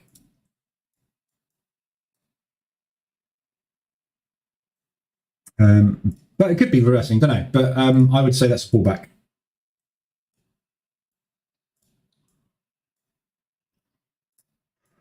So sell orders are sitting at these highs. Yeah, because that's where we started selling from previously. So sellers are starting to add. Gap fill's done. Oh, how much have I made this one? Love it. I love it when the gap fills work. It's such a nice trade. It's so easy. 4.2%. Thank you very much. That's me done, you see. I just done 4.2%, right? Which is absolutely lovely. Like, there's more than $1,000 sitting there now, which I can just pull out. One trade, 3 positions, done. So nice. When they work. Yeah, I watched that for a pullback. Think about it from a moving average perspective. We're just pulling back into the 2050 area. But equally, you know, you could be 100% right. We could see that. Yeah, we don't know. It's not. You know, when you say it's reversing, it's not doing what it did at the open. We need confirmation as to what that is doing, which will either be in the form of a new high or a pullback and a new low. Don't know. But that's a nice area to buy from there. So yeah, Aussie dollar yen. Stevie, I noticed on your chart you are running 21 on the RSI and not the 14. 14, yeah, no, 14 on the 4 hour and on the daily, 21 on the hourly and below. Yeah. So it's 21 on hourly and below and 14 on the 4 hour and above. So when I switch charts, you see that switches to a 14. Daily 14, 15 minute 21, hourly 21. So I use different RSIs for different time frames. What do I think of the Swiss yen? It looks odd.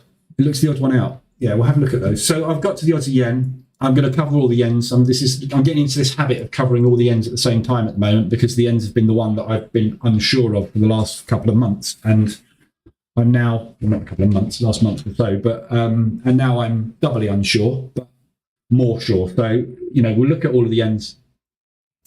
So Aussie yen, CAD yen, let's look at the hourlies. So CAD yen, not quite got there yet. We're flagging. Yeah, so you see, you're going to get different things on these yens depending on what is happening with the cross. Yeah, so the cross currency is going to make a massive impact. The US dollar yen looks completely different. So again, but here, yeah, this is where the move started. This was the announcement of the new monetary policy. So this is where the banks are short. The hedge funds are short. Everybody with any sizable money that can move the market is now short on this pair, right? So they, from here, have a protected interest in keeping it short because they want to make money. Yeah. So when we get back into this propulsion, this is what these propulsion gaps are for. Yeah, look, propulsion gap. Everybody's entered short. Come back there, adds to our positions. This is what the propulsion gaps do. Not all the time, obviously, nothing works all the time, but this is what the mechanics under the market, this is what's happening. So the banks have gone short. When we get back into this zone, if we get back into this zone, the banks should add to their positions to drive the price back down again. Yeah, so so again, we're flagging, and that's what a flag is. Yeah, whenever you look at a flag, you know, everybody talks about flags and flagpoles. Yeah, what's happening is that will flag until it gets to a point where they are happy to add to their positions again. Yeah, quite often somewhere in that flag, you will find a propulsion gap. That's where the flag ends. Yeah, so this flag could flag like that, and then you get a flag break somewhere caused out of there, and that'll come down for a next leg. So CAD yen, potential shorts. Swiss yen, same thing, haven't quite got there yet. Big strong push down. Obviously the Swissy was having a funny 5 minutes. And, this is the thing. This happened on Thursday.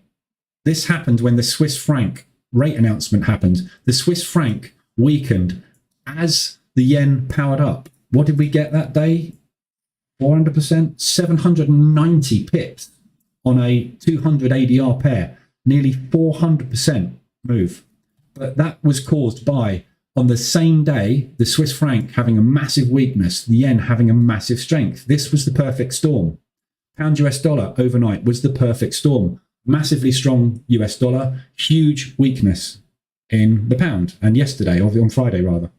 Yeah, so the perfect storm will always give you that uber move. And if you can be on it at the same time, at the right time, this makes your month.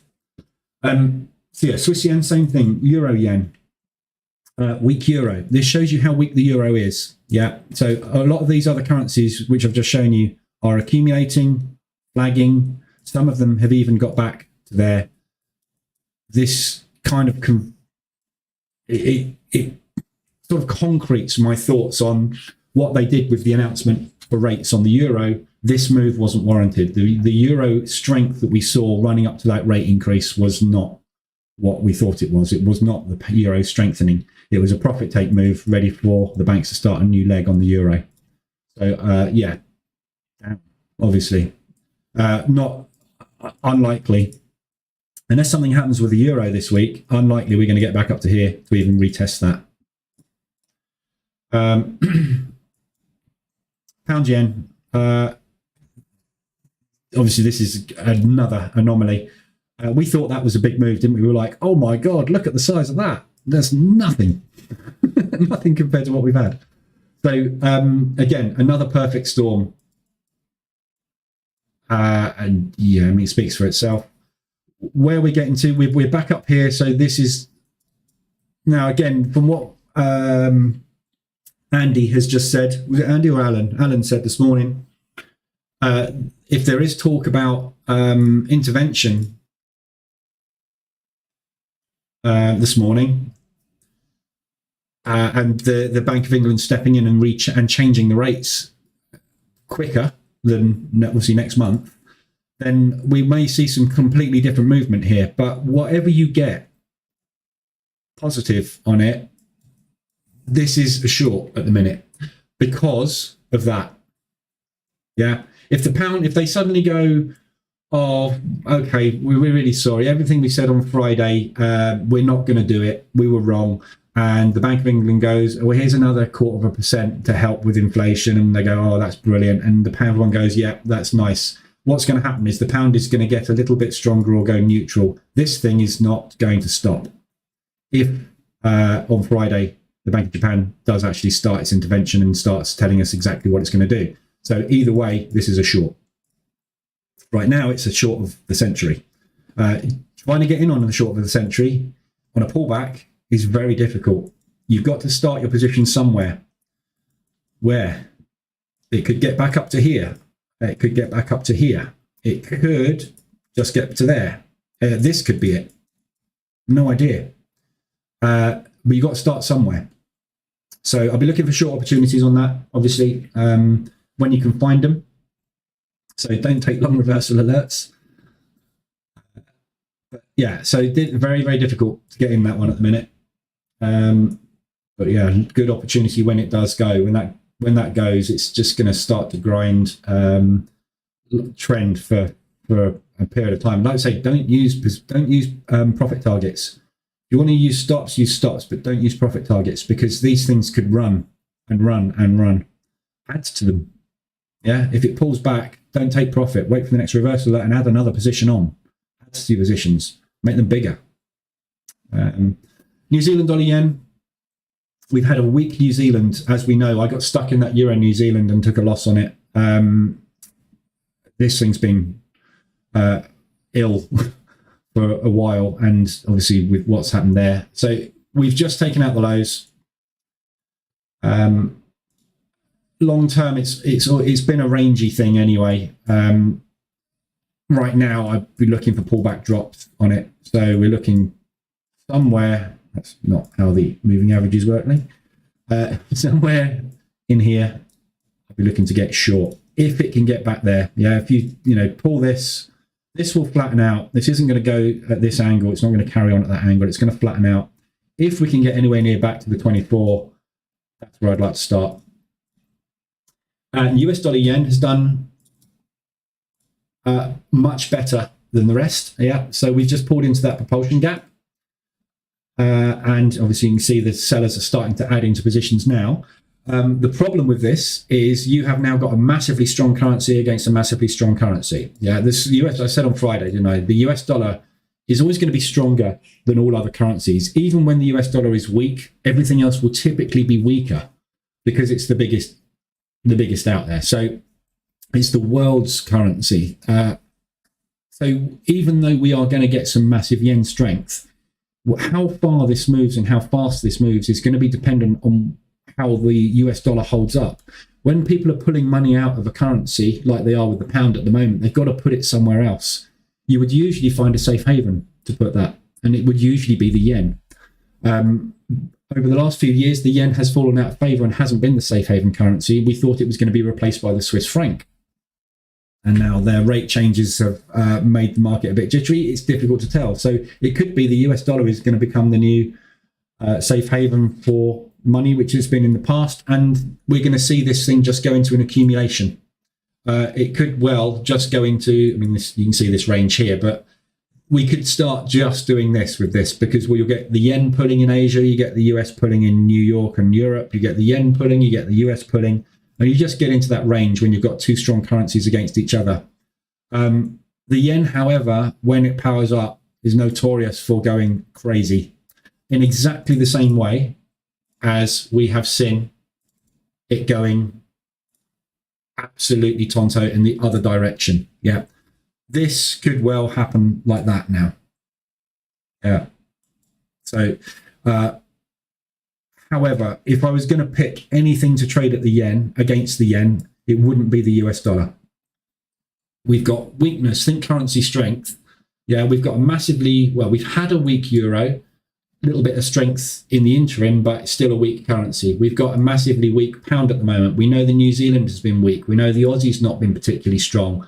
CAD and the Swiss, bit more of a question mark over those two, but this, or that, would be much better to trade than that because this is definitely a strong against a strong at the moment. Yeah, so pick a weak currency to trade against the strongest and you'll get things like that. Yeah, like we saw with the Swiss franc. Swiss franc on that day was massively weak because of the rate announcement. Just happened to be when the yen stepped in as well. So it's the perfect storm. So you want to pick a currency where the perfect storm has got more chance of brewing, something that's weak. So that's all the yens covered. As I say, at the moment, that is all on the assumption that we are going to get that strength coming through. And Friday, they are going to say, yep, this is what we're doing moving forward. I don't think there's any reason why they wouldn't. You can't just come out and say, we're going to intervene and then go, nah, actually, you're joking. It doesn't work that way. You know, they're going to do something. It's what that level of intervention is and how it's going to be actioned they're certainly not going to be doing bond purchases in the pound. I'll tell you that. I don't know. We'll have to wait and see what happens. So that's the Aussie. So we've covered all the yens off the back of the Aussie yen. Aussie New Zealand. I'm looking for long opportunities in this. Not getting any pullbacks. The Aussie New Zealand. When you get these two, regardless of whether they're weak together or what's happening, the Aussie is usually in control. Has been since late last year. So it's the last 12 months, basically, we've had a lovely trend on this. That can change, obviously. But the way that the world economics and everything are going at the moment, you will usually find the Aussie, the US is normally stronger than the Canadian dollar. They move a lot of the time together. But the US has normally got the upper hand on the CAD. The Aussie's normally got the upper hand on the New Zealand. Unless there's something fundamental which shifts, which makes one stronger than the other or weaker than the other for a period of time. But so I'm just going to continue to look for long opportunities on this, which means pullbacks. At the moment, It's not pulling back much at all. So getting into longs on it is quite tricky. But any mechanics you've got to try and find a long opportunity, do it. So Aussie, New Zealand's long. Aussie, US, obviously shorts at the minute. We've just hit a level. Level was that? That might have been from another chart, actually. Yeah, it doesn't look like it's from there. So where we've got this breakdown from here, that acted as a bit of an accumulation and resistance after we first broke through it as well. We had that initial bounce. So we got the bounce, we got another bounce, and then we slammed through it and collapsed. So any kind of pullback into there, which again is going to be the 2472 area, by the time the moving averages have come down, we'll be putting back into that zone for a sell at resistance. That's what I'd like to see on that one. That's going to mean we're going to need a little bit of a weakness on the US dollar. And again, with the amount of turbulence and the amount of movement going on across the board at the moment with the pound and the yen and the Swissy to a certain extent, it's very difficult to see how anything is potentially going to pull back. But if it does, that's what we need to be looking for opportunities for. CAD Swiss, a bit of a mess based on obviously what's happened with the Swiss franc. We've got a big old whipsaw on it. This is a hard one to read as well because of oil. It's just very difficult to figure out what's going on with the Canadian dollar at the moment. At the moment, it's a nice looking long opportunity down here. We've just hit a nice level of support, which we've had an initial bounce off of. But that initial bounce was caused by the Swiss franc rate announcement. So it's not really a technical bounce. It's a fundamental bounce. Possibility of just going into a bit of an accumulation at the moment on this one, I think. But I would probably look for shorts on it. It's very difficult. If something's not really cut and dry and clear to me, I don't take it. I don't get interested in it. I have got no directional bias really on this pair at the moment. So in theory, when you have no directional bias, you can take any trade. You would have taken this one and you would have got a very nice profit out of it last week, but you'd be out of it now.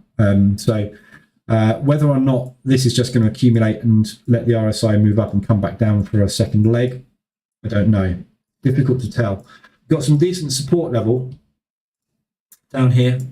You know, we've got these levels where we've had technical support multiple times. You know, we get down to this level and we bounce from it, and this is what we've done again. We've had that little bit of a bounce. Sometimes we crash it and we get a little bit further, but we then bounce again. So this whole area here is our support, which is exactly where we are now.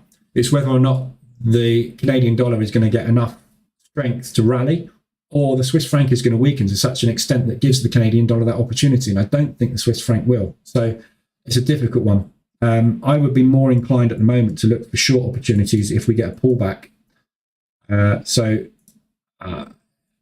Looking at support resistance areas up in here for shorts. So, but again, it may not get there. Very difficult to tell at the moment with that one. I've heard you say consistently that there's a relationship between the CAD and oil, but I'm not sure why that is the case. Why would CAD and oil be correlated? Because of the exports.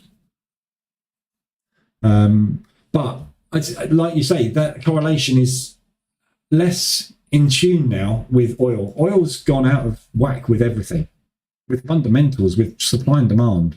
Yeah. So it's an oil-rich country. Commodities, oil, that sort of stuff. Yeah. So it tends to move in line with what's happening with prices. With currencies like with commodities, countries that produce commodities or have a large import or export. So when your GDP is made up of a certain percentage of exporting a certain material, your economy is partially driven, or your GDP is partially driven by the value of that. So if, for example, 20% of the pound, their exports, their GDP was on oil, and oil prices tanked, obviously we're going to be able to, we can't sell our oil for as much money.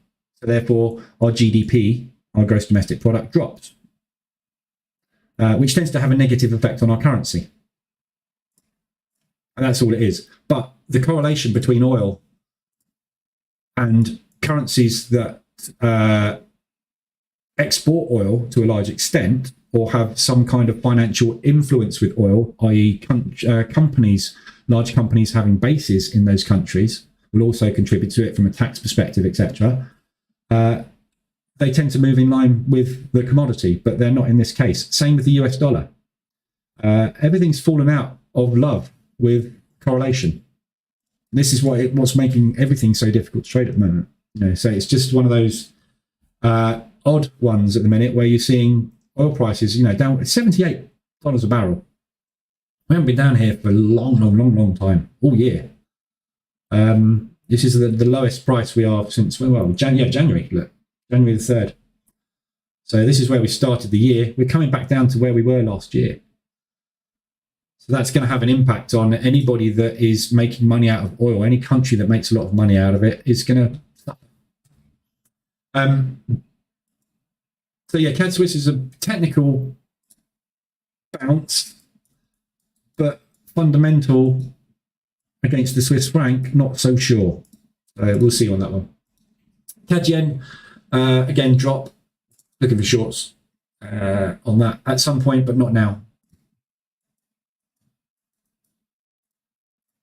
Euro odd. So Euro shorts, even against the Australian dollar. With the Euro, we had this rally into the rates. Then we had the rates September 9th. Yeah, so I think that was the rates, wasn't it? So we had that drop, pullback, drop, pushed to new highs, dropped again, basically gone into a range. So at the moment, we've got a weak Australian dollar, weak New Zealand dollar, and we've got a weak euro, which means accumulation at the moment. But any kind of strength on the Aussie dollar, we'll see this one come down. The euro has not strengthened off the back of its rate announcement. It's not getting on top of inflation. Inflation is running further ahead than they thought it was. It's forecast to get worse than they thought it was until they start putting their rates up by more than the market requires. They will continue to devalue, I suspect. So looking for shorts, but not as weak as it used to be.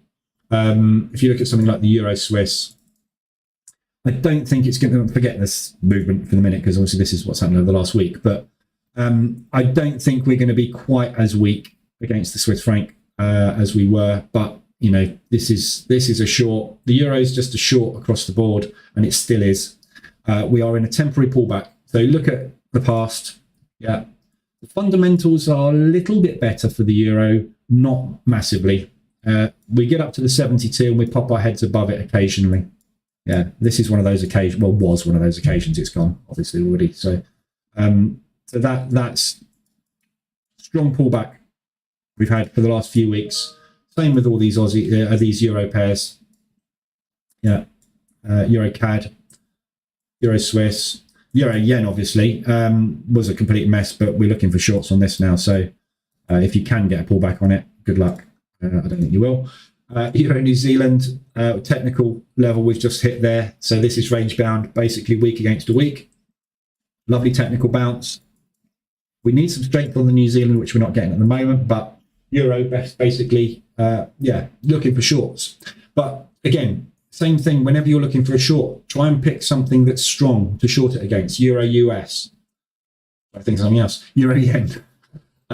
Euro New Zealand's very weak, as we know at the moment. So, but that will change. And this is why I don't use things like currency strength meters. What is happening right now with currency strength doesn't make a lot of difference, does it? Yeah, it's the same as any indicator.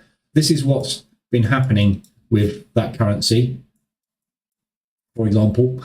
And what's happening right now at the hard right edge has nothing to do with what's happened in the past. If suddenly the New Zealand dollar powers up and the euro drops because something happens, like in Ukraine, that thing's going to come down like a ton of bricks. Doesn't matter what the currency strength meter says at that particular time that happens, it's lagging.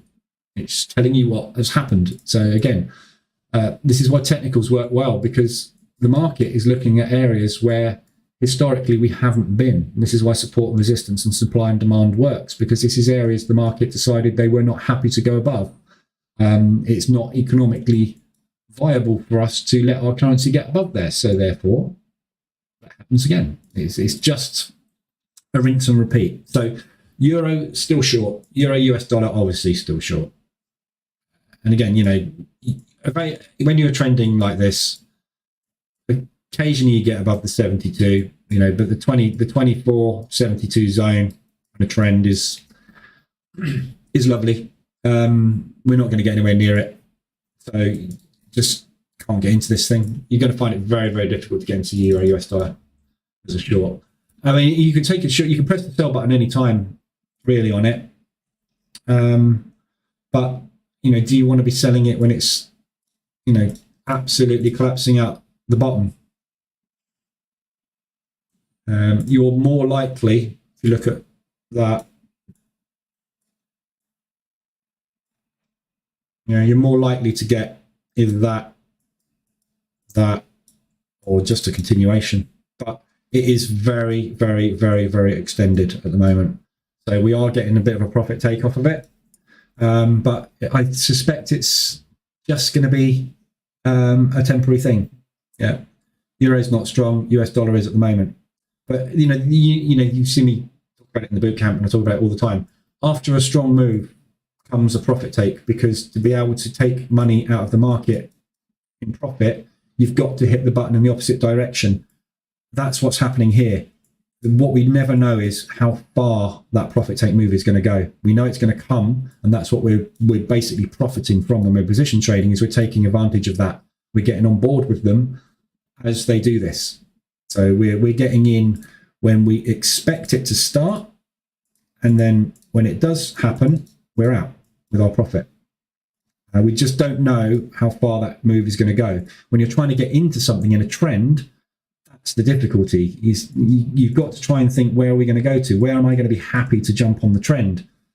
It's very difficult to pick a top and bottom, but it's very easy to get in if we get up to there. And if we're wrong and it wants to get up to there, get in again. And then if it decides it wants to go higher, get in again up there and wait for the trend to continue, isn't it? Much easier to get into a trend with multiple positions as a position trade than it is to try and keep trying to pick that top, which we can never do. But I think down here's, it's a little bit too extended to start trying to jump onto a trend. So somewhere up there we want to be looking. So we'll see this week if we can get a couple of up days, i.e. a little bit of weakness on the US dollar. We will see what happens. But again, there's too many things going on at the moment in the financial markets, with too many currencies to be able to really tell where anything is going to go at the minute. It's a scalper's paradise. High volatility, fast moves is beautiful for scalping. When you get them, take that reversal alert short, put your stop there. Don't use a TP. Just see what happens. And this thing could just go vroom, vroom, vroom down to there. Take profit down there. Don't set a 2-to-1 risk reward on something that's got the possibility of dropping 5 or 10. Let the market move where the market wants to go. And if you are unhappy with it and you see it doing this, then get out. Fine. But, let these moves that just don't stop carry on. Another good tip if you're scalping, when you get into your position and you've got yourself into profit, switch timeframes. Depending on which you're on, M5, maybe go up to M30.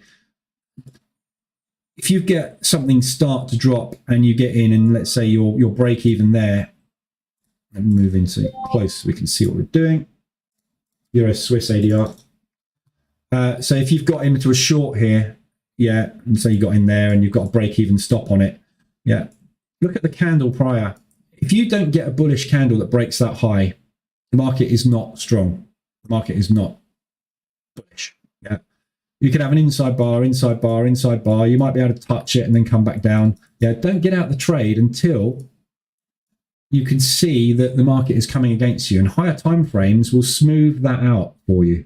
Stop you getting so jittery. Like here now, for example, if this closes bullish above there, then yeah, we may well be continuing, mightn't we?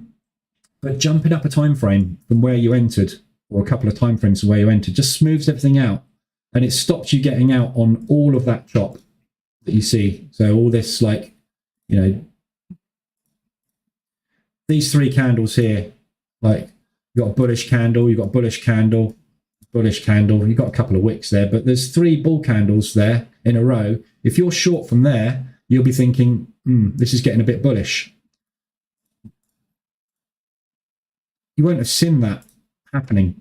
You'd have seen one bull candle there, and not necessarily. And if the next ends as a bear candle, you know, you're not going to get scared out as fast. So you use time frames to your advantage. There's a trading buddy of mine I've got that trades the S&P, just does nothing but scouts the S&P. And he always puts his stops on M15, regardless of what time frame. He scouts M1 and M5, mainly M5. M1's a bit too crazy, but he scouts M5 and he uses M15 for stops. Slightly higher time frame. You know, and unless he's seeing bullish price action over a 15-minute period, he's assuming that we are just accumulating, ready for the next leg, which is quite right. You know, use time frames to your advantage. If you're scalping, that is. Pound, I don't know. Still guess this is a good mine. Obvious levels are in the propulsion gaps, and obviously depending on what time frames you're looking at, you're going to have different propulsion gaps. But the move from Friday has started the move to parity down to that one level on the pound US dollar, and that's the one you want to concentrate on. Obviously, pound US dollar at the moment, that's the strong against the weak. But yeah, pound odd, same thing. Looking for opportunities to jump in short unless something changes in the next day or 2 days that is bullish on the pound. We should see pound just continuing to drop. We've just got the quandary of where we pick entry point. And at the moment, as long as it's going up, it's going up. Yeah, so just keep looking at M15, yeah. You could literally jump in on any price action. There's not been any bearish price action so far this morning, I can see. Possibly there. So, you know, and this is obviously the Asian session, but no, not even there. It's not even a bearish engulfing. So there's nothing bearish there at all at the moment, is there? Yeah, that candle there. Pushed up, pulled back, didn't break that low. Pushed up, inside bar, pushed up, inside bar, pushed up, inside bar, pushing up. Yeah, there's nothing bearish whatsoever happening at the moment on this pair. But at some point, yeah, you're going to get that. You're going to get a bearish engulfing, or you're going to get a whacking great shooting star. That's your entry. Price action. Yeah, that could be all we're going to do in our pullback. We just don't know when it's coming. So keep your eyes on, you know, M5 view. You know, this is what I mean by using time frames to your advantage. M5 this morning, you'd have thought that was an entry. Yeah, you'd have thought that was an entry. You'd have thought that was an entry. Yeah, flick yourself up to M15. Not one signal to go short. Not one bearish engulfing. Not one shooting star. M5, you've chopped yourself out and you've lost 3% if you're risking 1% of trade. Yeah, so just slow things down. This movement that we've had on the pound is, you know, 400% of normal average daily ranges. For the market to continue moving down, it's quite possibly going to do it at normal pace. It's not necessarily going to do it at this volatility. This volatility is off the scale. Yeah, so you know, use time frames to your advantage. You can use an hourly. Yeah, use hourly. Look, just wait for the market to show you that there is signs of bearishness in there. Yeah, this low. So just look at the low. In what you could do very easily. Yeah, stick a sell stop underneath the low. Yeah, and when you get that bearish price action happening, you're in, and you're going to catch it as it happens. Obviously, there is the danger that price could pull down and then push back up and end as a bull candle, in which case then you're going to be stuffed. So this is why you wait for candle close. Unlikely we're going to get one of those unless the Bank of England comes out in an hour's time. And we saw this with the yen, didn't we? All of a sudden, the yen went boom. You couldn't get into it because it had gone. You missed it. If you weren't in a position on it short, you missed the trade. If the Bank of England comes out and says we're going to put another 0.5% on it tomorrow, could do that, couldn't it? Could do that. I've no idea. I've no idea what, because the market, I've no idea what the positioning is on it. No one has. So, but yeah, that use timeframes to your advantage. Get in when you start on all these pounds, when you start to see bearish price action. At the moment, there's absolutely nothing bearish going on. And you don't need to be in a hurry on these pounds. Yeah. You know, with scalping, we're always trying to get in on M5 so we can get out fast. If this is going to continue in the way it's going to continue and it's going to get down to that parity level on the pound US dollar, you can get into it and you can worry about it for the next 2, 3, 4 days. Yeah, just got to try and find that entry, which is a case of being patient. So pound odd, pound CAD, pound Swiss, all the same. Pound yen, obviously, as we know, is the bigger of the bunch. Pound New Zealand, all pulling back nicely this morning. Pound US as well. Again, you know, no reason. There's one entry there on the pound US this morning. Just probably, actually, don't even think that is.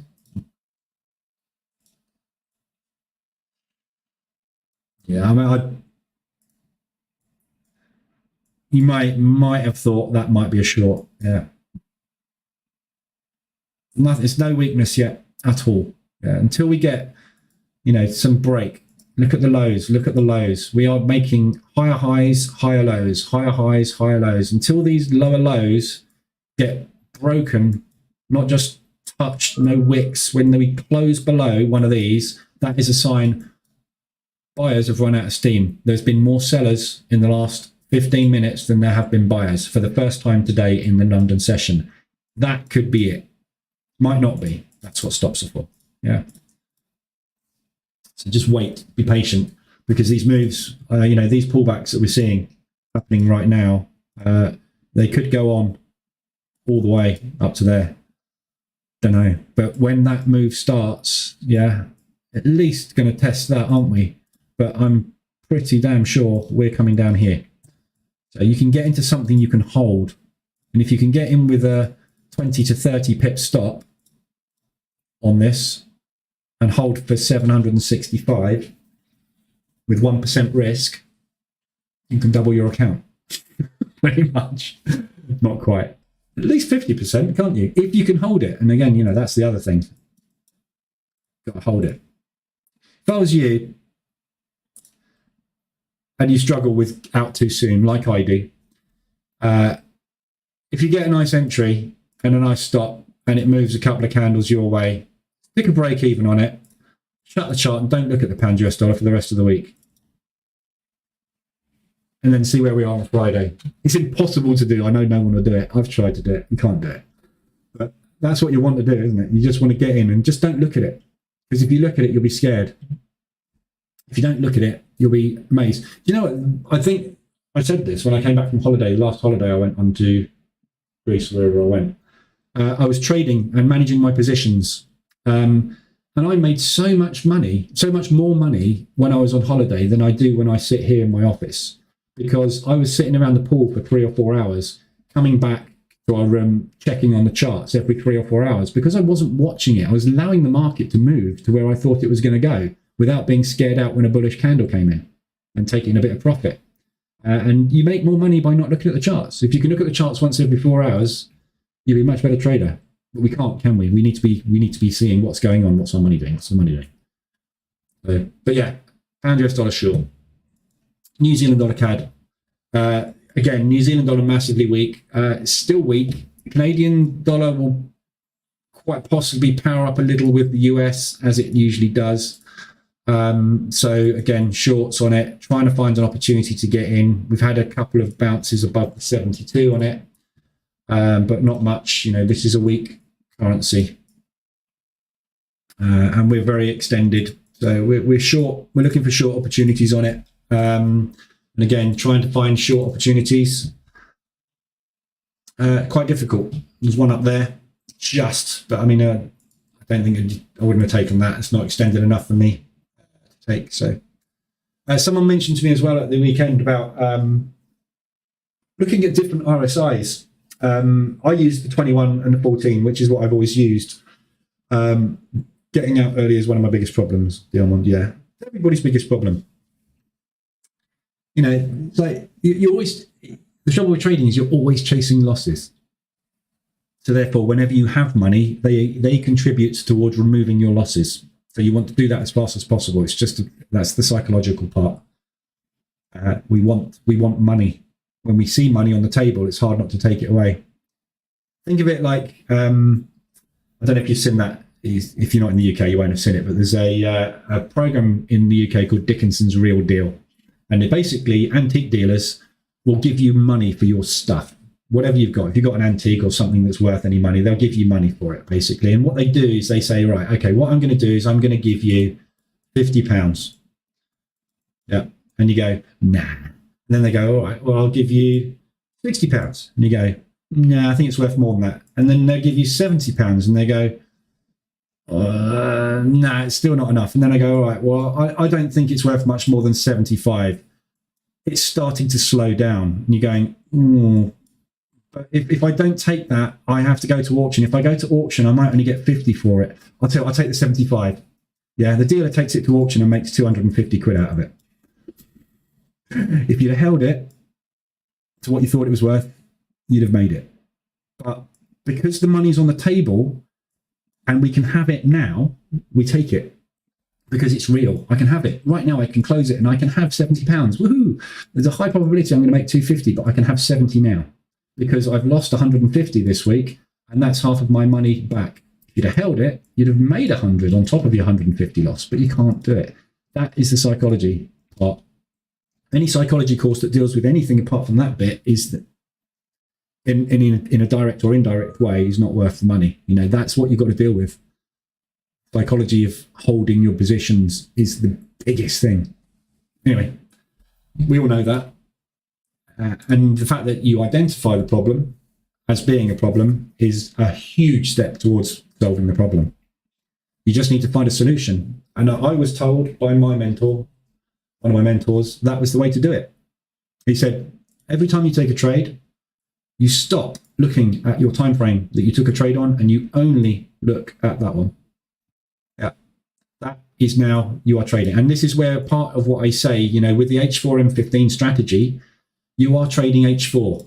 Yeah, you are entering on M15, but you are trading the 4-hour RSI extension. Yeah, monitor it on the 4-hour. That's what you're trading. Where are we going on the 4-hour? Yeah, and if this thing goes up and down, up and down, up and down, up and down like that for a week, and then goes like that, that's your trade. If you're watching M5 or M15 when it's doing that, you're out. Yeah, switch up timeframes. Massive, massive, massive help. New Zealand dollar CAD shorts, trying to find an entry, as I say, is very, very difficult. And as I said, somebody was looking at different RSIs. There's lots of different RSIs around. Obviously, numbers. It's RSI 1 to RSI, whatever you put in the indicator. 14 and 21 are the ones I've used. They're the ones I've tested. They're the ones that have always worked well for position trading.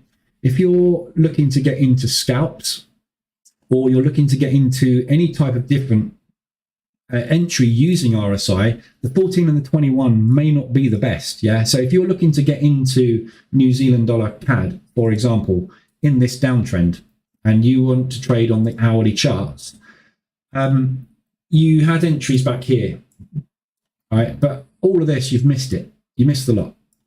Yeah. So if that is what is happening at the moment and you're identifying that's happening, have a look at your RSI and try something different. Yeah, try a 28. Makes it worse. Try a 14.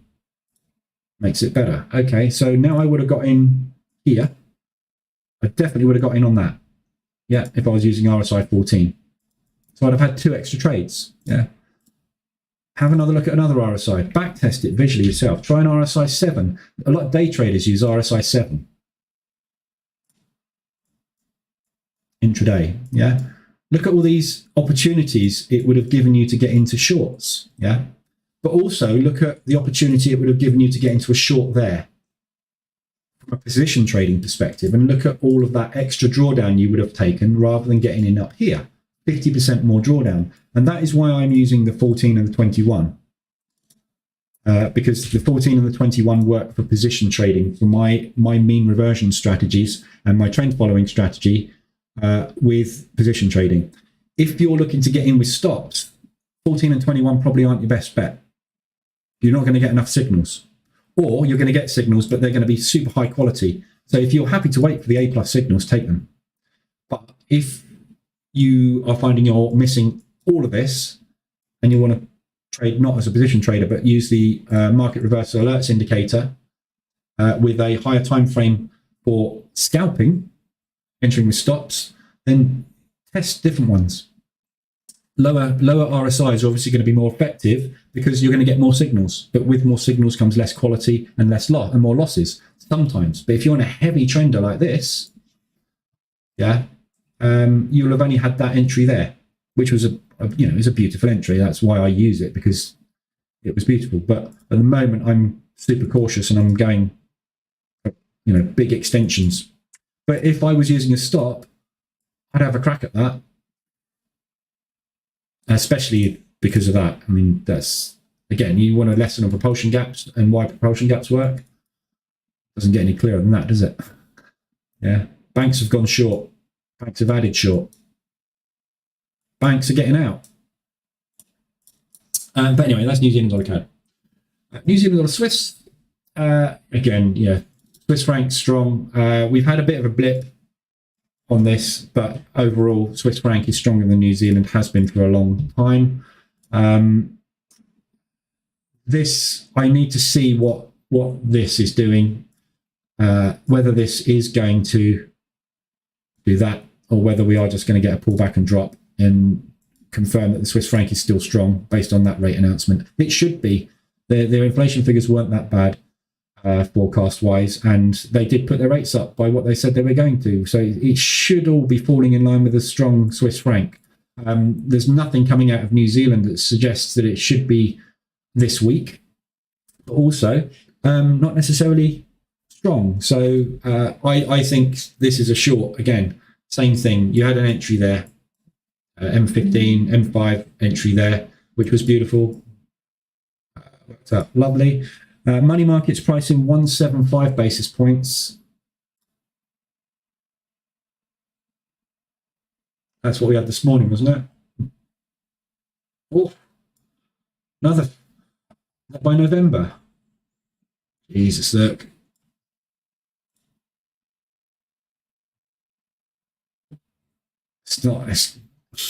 It's not good. I'm in all sorts of trouble.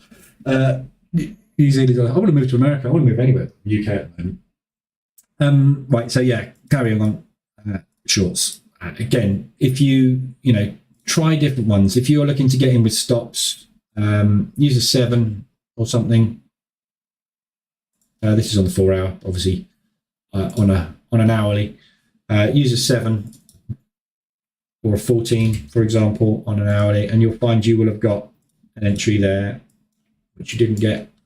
You'd have got, probably not, but you would have been in short on that there, although you would have been mean reverting a news event, which would have been very dangerous. But obviously, these work as well. Like I say, it doesn't matter. If you're using a stop loss, it doesn't matter. What matters is you hold your position so that you get a decent risk reward out of them, or don't use a profit target.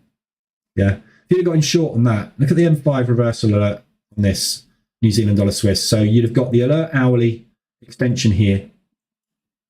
Yeah. You would have got it. Right, so that spike you probably would have got the alert on, and then you would have got the alert on the second push. So on M5 on Thursday, you would have been stopped out on one position. Yeah. So actually, no, you wouldn't. All right, so the rectangle would have been here, last down candle before the push. Then it would have switched there. So you wouldn't have got an entry. on that spike, you would have got an entry. Your first entry on this, actually, you would have got an entry there. So yeah, you'd have got an entry there. You'd have been stopped out on that position. You would then have got an entry there. And you'd still be in it. Yeah. But if you'd have got in that position on Thursday, so you'd have got in there, so you'd have taken a loss there, you'd have got in with the second position there with a very tight stop on it. Most people would have got out there, wouldn't they? End of the session. But if you'd have held it into the next day, you'd have been very, very happy. And obviously, if you were holding it this morning, you'd be very happy. But look at M5 and look at the chop. Yeah. Do you think you'd have exited there? Probably. Pushed down, made a new low. Do you think you'd have exited there? Probably. Pushed down, started pushing up. You probably would have exited there. You might have exited on that candle. There's loads of places you'd have exited on it. If you were actually watching the time frame you were trading on, the hourly in this case, we pushed down and pushed up a little bit there. You may have been tempted to get out on there. Apart from that,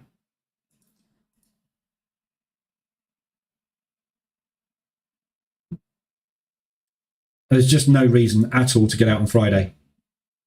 Yeah, this is the difference between H1 M5 mean reversion.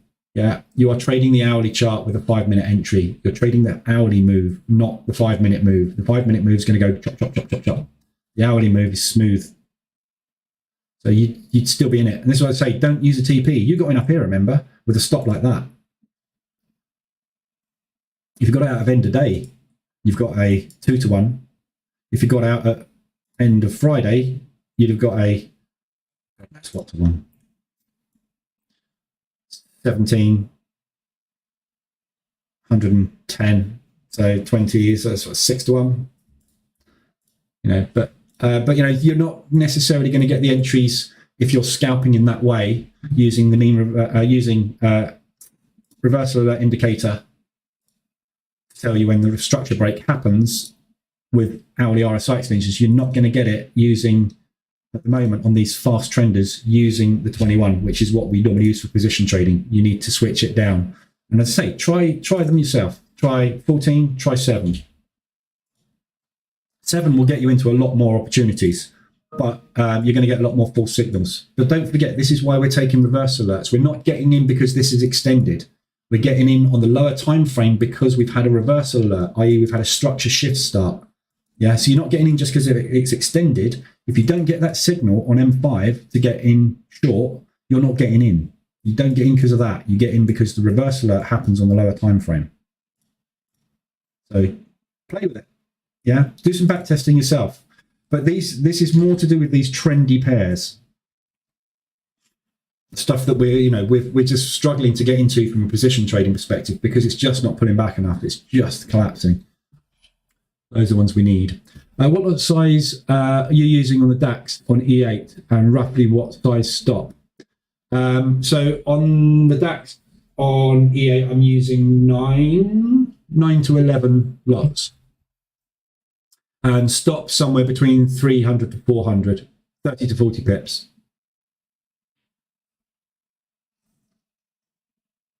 So with where are we? With New Zealand dollar Swiss. I've covered New Zealand yen. I'll just quickly do New Zealand US and then we'll look at the DAX. So yeah, same thing. New Zealand US. Yeah, I mean it's a short, obviously short. We're trying to find ways to get in. You haven't had an entry since August. Just New Zealand dollar's just collapsing. So again, hourly. You got in there. You got in here. But you know, from a position trading perspective, this is absolutely, these are beautiful trades. This is why I trade that way, because the strike rate is so big. You know, you win virtually all your trades, don't you, when you're position trading? Yeah, but because we're waiting for the ultimate extremes, you know, this thing's got to be pushing hard for 4 or 5 days before I'm interested. And that's just not what we're getting. We're getting 4 or 5 days of, we're getting weeks of movement in one direction. But that's not what the position trading mean reversion strategy is it? So at the moment, it's a lot more difficult to position trade because of these huge trends we've got. Yeah, market conditions are just not conducive at the moment, which is why I'm going to do some analysis on RSIs for high trending pairs and just see if there's a better way at the moment, which doesn't open you up to too much risk. Is that 9 or 0.9? That's 9 lots. Yeah. But I'm using this. Yeah, I use this. So it's all calculated for me. So if that's trading with 1% risk, Alan. I'm aggressive at the moment on those E8s because I'm taking them to try and get them passed within a couple of days, even same day, just so I can get one, and then I reduce risk. Half I'd be trading sort of somewhere between 4 to 7 contracts, lots off of a 40 pip stop. And this in E8 as well, that's 4,000, not 400. So we're measuring, 400, it's 4,000 in there. Your screen's blurry, Themba. Don't know, it might be a YouTube thing. Feed's not blurry, and my bandwidth is absolutely fine, so it's not this end. Might be YouTube end. So yeah, New Zealand release, US dollar shorts. US dollar obviously off to the moon. Longs at the moment, based on the weak Canadian dollar and obviously the strength of the US. So yeah, looking for long opportunities. Very, very extended. Want to long it. So again, I'm looking for opportunities to get in long. I need a decent pullback on it. But as I say, I don't think it's going to be this week. So same with the US dollar Swiss at the moment. But again, remember what I said, we've got a long against a long here, strong currency against a strong currency. So we could have movement in either direction based on what's happening with those. Swiss franc rate announcement had a negative impact on the Swiss temporarily. If that is just temporarily, then the Swiss is going to power up. And this US dollar strength has got to wane at some point as the profit taking starts. So we'll get a move down. That's when I would probably be interested in longing it, because I think the US dollar is going to strengthen in the coming weeks. And that was a beautiful bid pullback, this thing. When you're trading hindsight, it's so easy to see, but at the hard right edge, you'd have taken that. You'd 100%, you'd have taken that bullish engulfing off the 61.8. If you're a FIP trader, you'd have lost. You'd have taken that 71.9 bounce on that bullish engulfing there. You'd have lost. You would have missed that entry because it was so fast and hard. And then you would have tried to get in long there with a stop. Probably lost.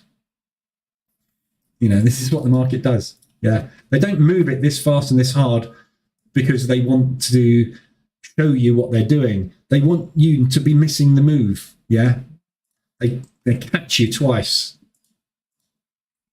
It's such a textbook thing. That's what they do all the time. So you get this big move off the 61. Everyone starts to go long. They come down and they take you out and stop you out. They give you a bullish engulfing bang off of 71.9. Everyone gets in long. They stop you out, and then you go, right, okay, the next candle that closes as bullish, I'm getting into, and it closes all the way up there, and you're like, oh my God, look at the risk reward on that trade.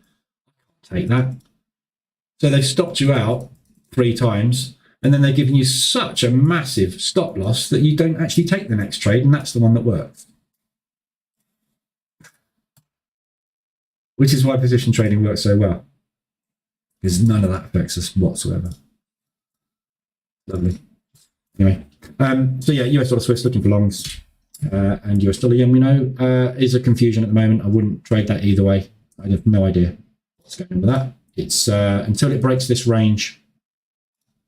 This candle for me is the control candle at the moment. Until it breaks that range, I have no idea which of these is going to be the stronger of the two. I suspect it's going to be the yen. Burke, hello. Anyway, to use your indicators on MT4, that we bought for MT5. No, oh, sorry. Yeah. Any way to use your indicators in MT4 that we bought for MT5? No. No. MT4 and MT5 are completely different products as far as MQL5 is concerned. They are totally different. You can't transfer them. You can't use them on each other. You have to buy them again. Unfortunately, it's just, I don't really agree with it, but it's what they do. I think they should, I honestly think they should just scrap MT5 meta quotes. The take up on it is less than 10%. And it has been, don't forget, this is a piece of software that's been out for what, a decade? No, not quite. MT5's been out for a long time, and the take up on it is tiny. Yeah. I think they should just scrap it and just admit that MT4 is absolutely brilliant. Nothing wrong with it. It's stable. Everybody uses it. Everybody's used to it. Every indicator under the sun is out for it. Everybody loves it. Just stop trying to make MT5 because it's just the same thing. It's just got a little bit of a different strategy tester and it works in a different way, which buggers it up all the time. Drop it and stick with MT4. Then nobody's got any problems, have they? You just buy everything for MT4 and you're done. Yeah. Timothy, do I do intraday trading? Yes, I do.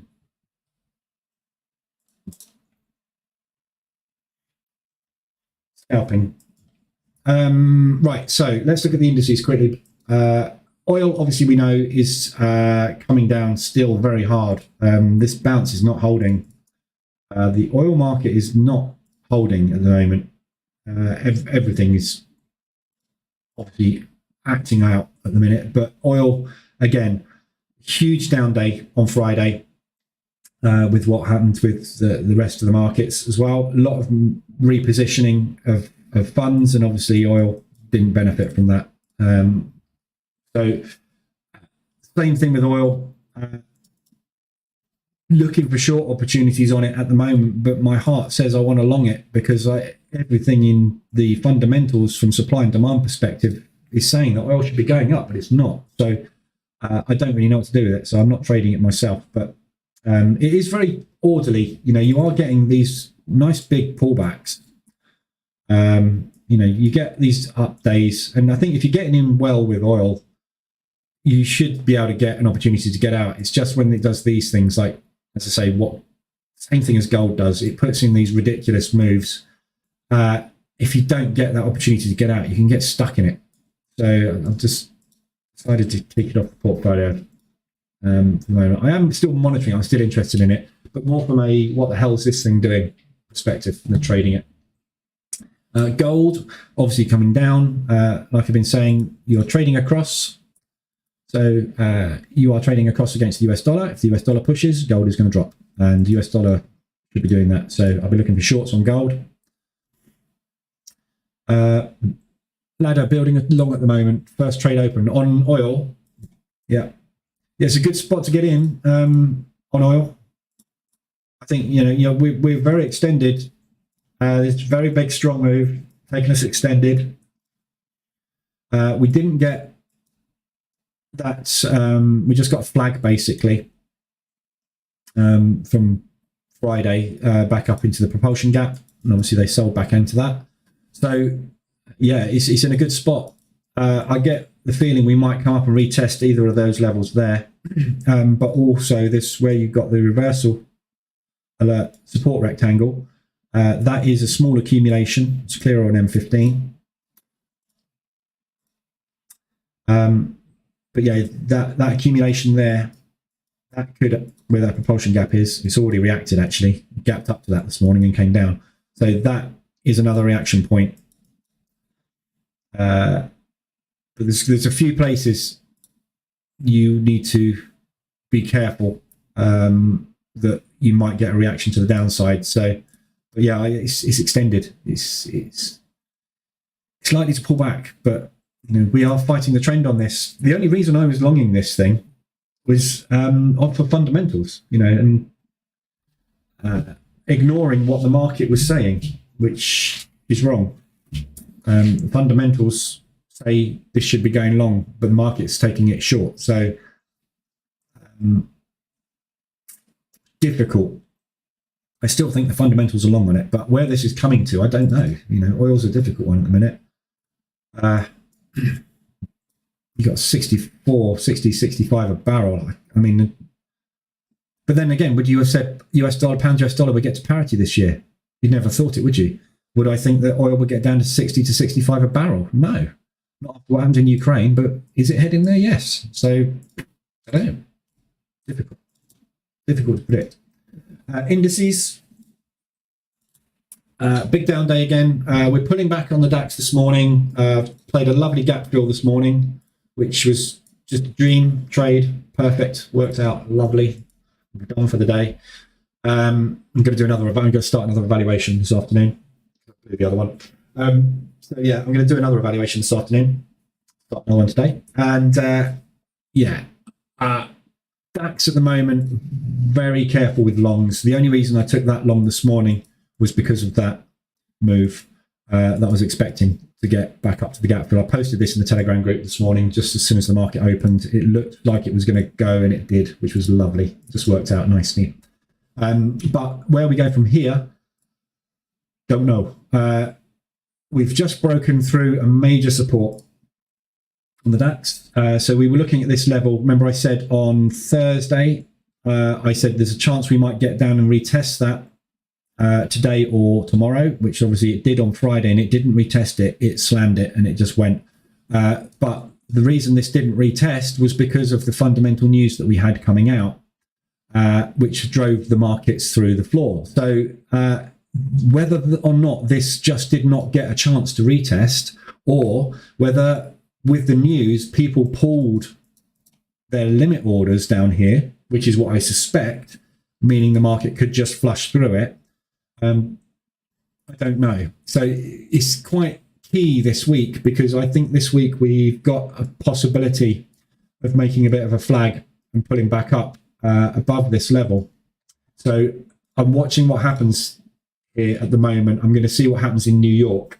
But when I'm trading small time frames, M5, what I think is going to happen for the day doesn't always necessarily come into it, because I've been proven wrong many times thinking it looks like we're going to have an update, and the market basically just shows me the opposite. We make a new low and I think, right, next pullback, I'm shorting it, and I change my bias based on what the market is doing, what the price action is doing. So at the moment, we've managed to get that fill, but we haven't managed to get any higher. We're just accumulating. So it could be that we're just heavy and we're going to drop. Where we're going, your guess is as good as mine on DAX. We're back down into very, very low territory. I haven't got anything older than that, because the DAX 40 didn't exist.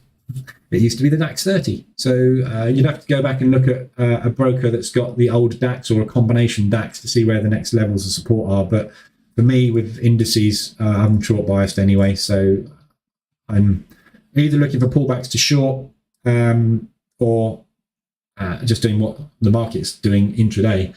NASDAQ, we didn't get down to that level. We're going to come down and retest this level. So, and this is why, what makes me think the DAX might not do that pullback straight away, because we've got the other US indices so close to this level. It would make sense the market wants to come and test this level and see if there are buyers down there. The S&P virtually did it on Friday. We got a lot of buying reaction off of that. No reaction so far today. The Dow slammed through it. So again, the Dow's looking more like the DAX from a support perspective. But with all of these, as we know, there is a long way to go until we get back down to pre-COVID. So that's where I think we're really going to see the next rally start. But we've got so extended so fast this time round, it's difficult. It's a very difficult thing to judge as to whether we're going to get that pullback. It's been so orderly on the way down. It's just, are we going to go from here, or are we going to go from here? So really, really critical level on all indices. You may want to, if this does bounce from here, and the Dow obviously has broken down through there, if the Dow breaks back up above its support today, we could have a situation where we need to flip long temporarily for a week or so, so that we can ride the pullback.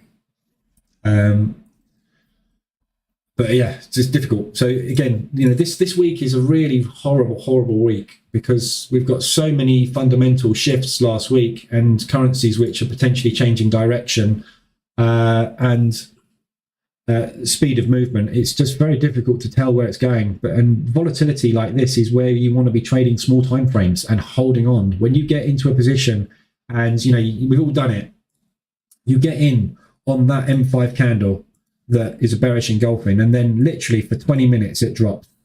Yeah, just leave it, let it go. If it's going to go and we're going to get one of these, take advantage. Do not use a TP. Use a stop. Don't use a TP. Look at what it's doing now. Yes, it pulled back. If you'd have been a break even, and this is another great example of a break even. Why I hate break even stops. You got in there, you put your stop there. Yeah. It pushed down to there. You went, oh, awesome. I'm going to protect it with a break even, and then it comes down. Yeah, break even stop. Just don't use them unless you're super short term and you're going in here expecting to get out down here. Yeah. Then yeah, as soon as you get that candle, break even, protect your risk. As long as you're going to take profit 1 or 2 candles later. But if you're playing longer term, just take the trade, use the stop, and see where the market runs. Yeah, the market more times than not will surprise you by going way further than you expect it to go, and you just got to try and hold on. And that's what I say: move up to those higher time frames. Yeah, watch it after you get those entries. Watch it on the higher time frames so that you don't get scared by those candlesticks. Yeah, if you got in short on that bearish move on M5. Flick up, you'll see your stop sitting there, right? Is that candle giving you any reason for concern? No. It's not even got to the high there where the candle opened. Is that candle giving you any concern? No. Is this candle giving you any concern? No. Did this candle give you concern? Damn right it did. Did this candle give you concern? Yeah, I'm out break even. Or worst case scenario, I'm out with a small loss because this thing's going. It's not, is it? Yeah. Go up. Smooth it out. Stop yourself getting scared. Makes a massive difference. So yeah, indices, difficult to tell where we're going. Today needs to play out. We need to get some kind of indication, but at the moment, yeah, down. Everything down. Just down. The US dollar obviously is inverse to indices the vast majority of the time. We've got a very, very strong dollar at the moment, therefore a very weak index, all indices. So again, watch the US dollar. What's the US dollar up to today? We had a push down to start the morning after the Asian session. At the moment, we haven't gone anywhere. So there's no clues here. This thing this afternoon goes like that. Indices are just going to carry on. So yeah, I'm not planning on taking any positions this week. As I say, I want to see what happens with this US. Like I said last week, I'm taking the rest of this month off if I can stay away. The trouble I have is staying away. I'll see an opportunity to think, oh, I'll start a little one and I'll get in again. But I'm planning just to let this week play out. We got no news, so it's going to give the market a really nice chance to show us its hand and move without manipulation, unless obviously we get Powell's talking a lot this week. So unless we get stuff coming out of there, but I want to see what these last fundamentals from last week do and which way it looks like the market is going, and then it'll give me much more confidence to have a bias. I need a bias on things to get into positions with any confidence. So, and I will do some research as well. That's what I spend most of my time doing. If I'm not scalping, I'm researching, I'm doing analysis, I'm building EAs to backtest theories and that sort of stuff. So I will do some RSI testing on the hourly over the last year and see what different RSIs work. But what's happening over the last year could well change from tomorrow, couldn't it? We could go back to the same market conditions we had 3 years ago, in which case then different RSIs are going to work differently, which is why backtesting is never an indication of what's going to help. But we have to do something, because we've got to get into trades. If we can't get into trades, we can't get risk on. If we can't get risk on, we can't make money. So to do it. Building a long-term trade, yeah. Oil. Next, add around 70 if it gets there on oil. Yeah.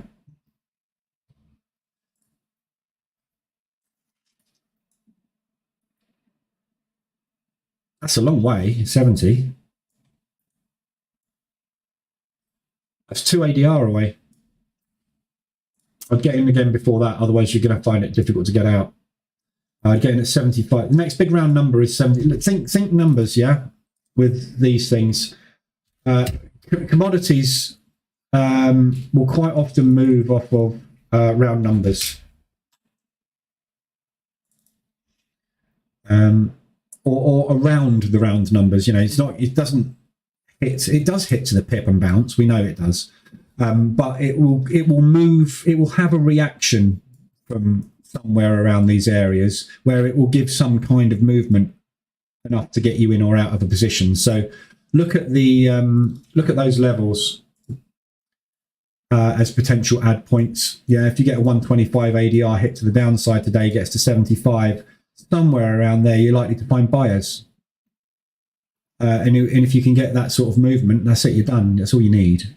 So if you're in here and you're in here and you get a bounce there, you're out. If you get in here and you get in here, you're going to need an ADR move to the upside from just 2 positions to get you out. And there's a possibility you'll bounce to 75 and drop if this thing's going to come down still, which I don't think it is, but it is at the moment, you know. Something about trading. You have an ethos, you have a theory, you have a directional bias. If it's wrong, you need to deal with it and potentially shift it, because you know nobody knows where it's going. You've got to have it's literally every single trade is a lick your finger, put it in the air, which way's the wind blowing. You've got just as much chance of flipping a coin, picking it on wind direction, or anything else. But you know, at the moment, I'd be more confident of doing that than that. But you know, fundamentals are telling me to go long. What I'm seeing on the chart is telling me that's wrong. So if in doubt, stay out. On my DAX chart, next daily level around 11,283.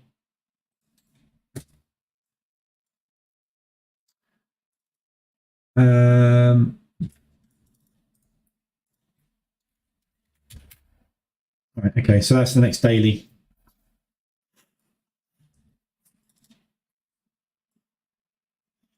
Yeah, it's a long way, isn't it? 3 ADR move, got 3 ADR, potentially a 3 ADR drop. I mean, you can tell from the US indices. The US indices, obviously, and the DAX move. They move in the same direction most of the time. So, what's that? 24. So yeah, it's probably roughly around that pre-COVID level, isn't it? I would suspect on the DAX. And interestingly, on the Dow, look where we are. We are at pre-COVID levels on the Dow now. NASDAQ, we've got far to go. But again, we could be getting that reaction here. It's you know, it's just hard. You know, so that's what I say. You want to be trading shorter terms at the minute, I think. Shorter term movements, longer term trends are just starting. From around 2 years ago, that level. Yeah, well, that would be pre-COVID, wouldn't it, David? That's that level you're seeing on the DAX would be, yeah, 2 years ago. Is that pre-COVID? That's March, when we had the lockdowns all starting and you know COVID really kicked in. That's what the market is calling on the S&P, which is the main, obviously, the main index. At least, you know, I say at least, the rate this drop's happening, you know, this is 12 months. We're not even 12 months. Don't forget, this is December last year. This is where you know, this was my pension account, basically. This is where I stopped trading, position trading my S&P account when we broke down below that 200 for the second time I was like, that's not right. So I stopped it there. I took a loss on that, quite a few grand, took a loss on that. But yeah, so in a year, less than a year, we're down here, and we've undone pretty much an entire year's move to the upside. So got a long way to go. Long way to go. October 2020, yeah. During COVID. Yeah, oh, okay, yeah. Yeah. But it's COVID levels, you know, this is, when you look at it longer, on a longer term, the market has corrections. Yeah, the S&P is an investment vehicle, yeah, but it has corrections. Sometimes those corrections are aggressive. Yeah.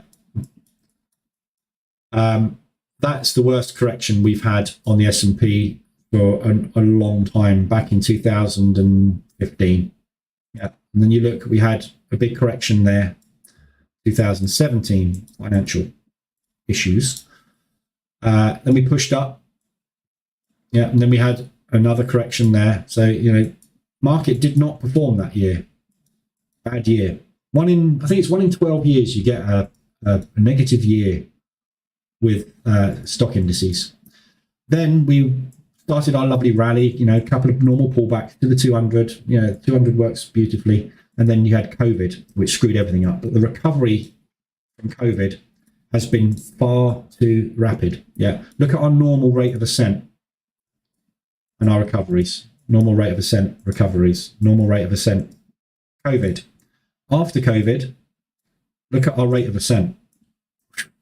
Look at the angle on that 200 moving average. There's the angle on the normal 200. There's the angle on the COVID recovery 200. This happened far too fast, far too hard for the economy to withstand, and now we're paying. Yeah. Nobody's got any money. No businesses are making money. Everybody is producing reports that say they are less profitable than they were here. Yet stock prices go through the roof. And that cannot carry on. My company is making less money for you, Mr. Shareholder. Tell you what, I'll give you more. We'll pump up the stock price.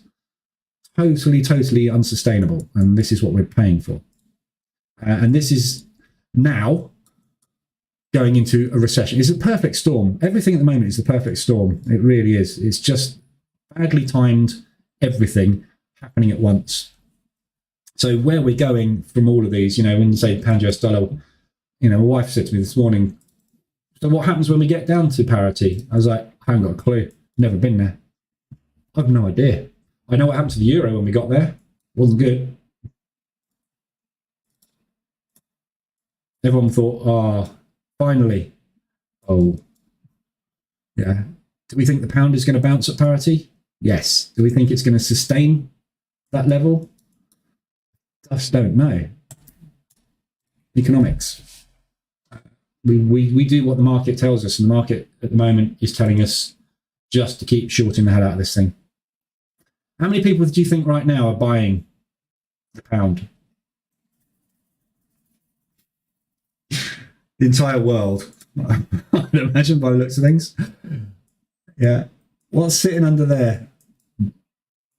How much do you reckon is sitting there right now?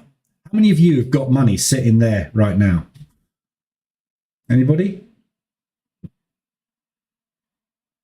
What do you think the banks are doing right now? Thinking, how much money can we make if we came down to there and then pulled off from the bottom? God. No, that's not the bottom. It's definitely not the bottom.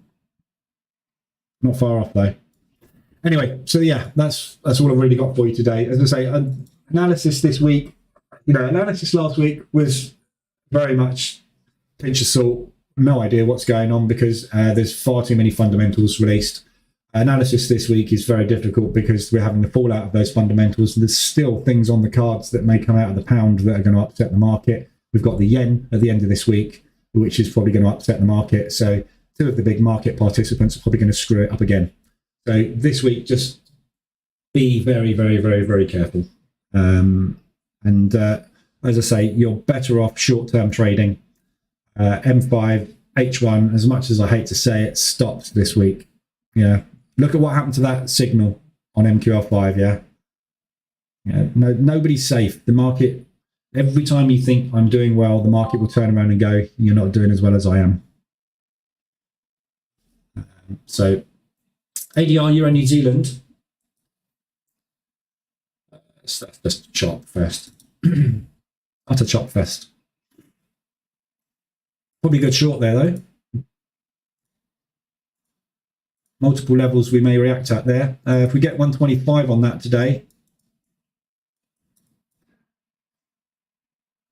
might be a nice little short. Is that Euro strength or New Zealand weakness? Euro strength, by the looks of things. Yeah, strong Euro this morning.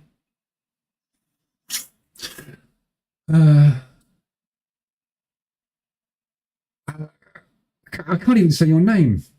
Kakawati. Good name. Is that Red Indian? Kakawati. So I say anyway. Probably completely wrong. I'm useless for names, which you will learn.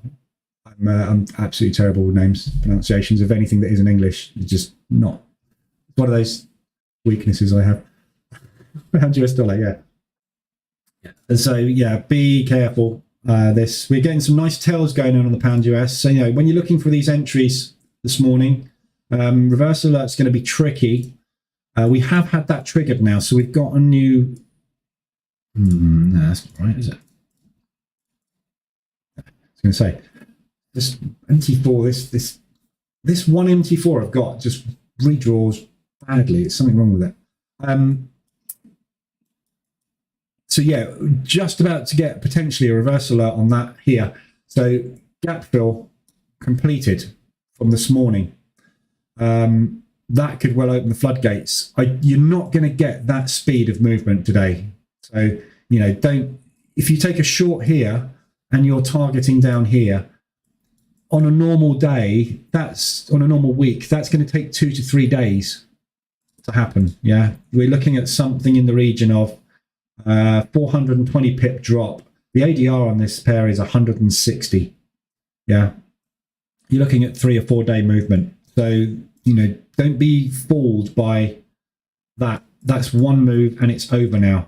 If we're going to go back now to business as usual, yeah, that's the sort of price action you should be looking at.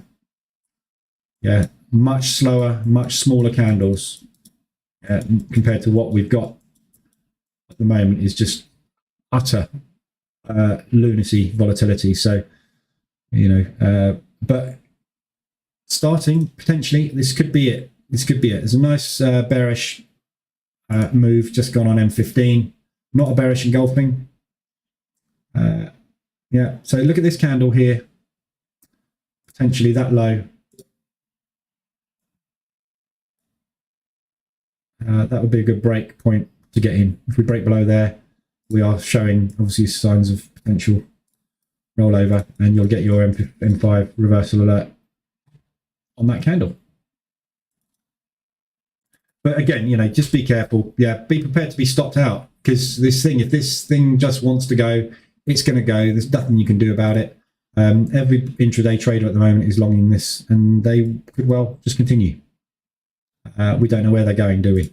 So, and don't forget as well, yeah, this propulsion gap that we've just filled is today's. Yeah, the move started on Friday up here. Yeah, so there's plenty of other levels that we could reach for yet on this before we start that move down. But when we get that move down, it does look bloody bearish at the moment, doesn't it? But when we get that move down, that could be it. I might try that actually. I might try a short on that. I'm going to wait for the reversal alert. I might take that on the funded. 70 pip risk. In fact, what I might do, no, I'm going to do 70. Yeah, I'll just do a 70 pip risk. Reward on it is, if I can hold that to parity, we're looking at a 10 to 1 risk reward. 700 pips on a 70 pip risk. if I am catching high. Bad trade, is it? It's worth taking. But hold it. Don't get out. Hold it. We're going down there. We are going to get the alert by the looks of things. We've got 2 minutes left on that candle. But yeah, so go for that. All right, guys. I'll be back tomorrow morning, same time, 7:50 as usual. I'm going to scalp a little bit on the indices this afternoon. I've done this morning's profit on the gap fill, so I'm not going to be trading anymore intraday. That was a beauty this morning. Lovely. And it's the day after payday as well. I drew all my money out on Friday from the prop firms. And first day back, straight in with a 4% trade. Couldn't make it up. So yeah, lovely intraday volatility, but I'm not trading it anymore. I will trade New York Open and just see where we go from there. That's definitely going to give us a reversal outlook. Nice big bearish move starting on the pound.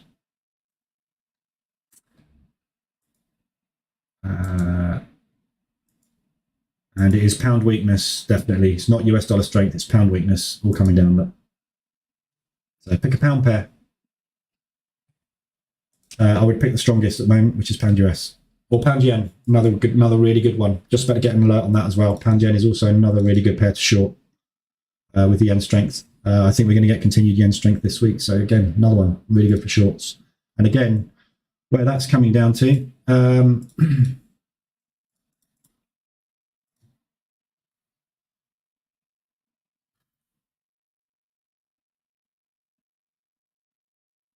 yeah, it'd have to be that low to be honest on that. Yeah, difficult. I'd just go for that. I mean, where you are now, you're looking at 16 pips and 56, 60 pip drop. What's the 8 like for payouts? Yeah, fine. Same as my Forex funds. Exactly the same. It's all done through Deal. So there's a button. You press the button. You say how much you want.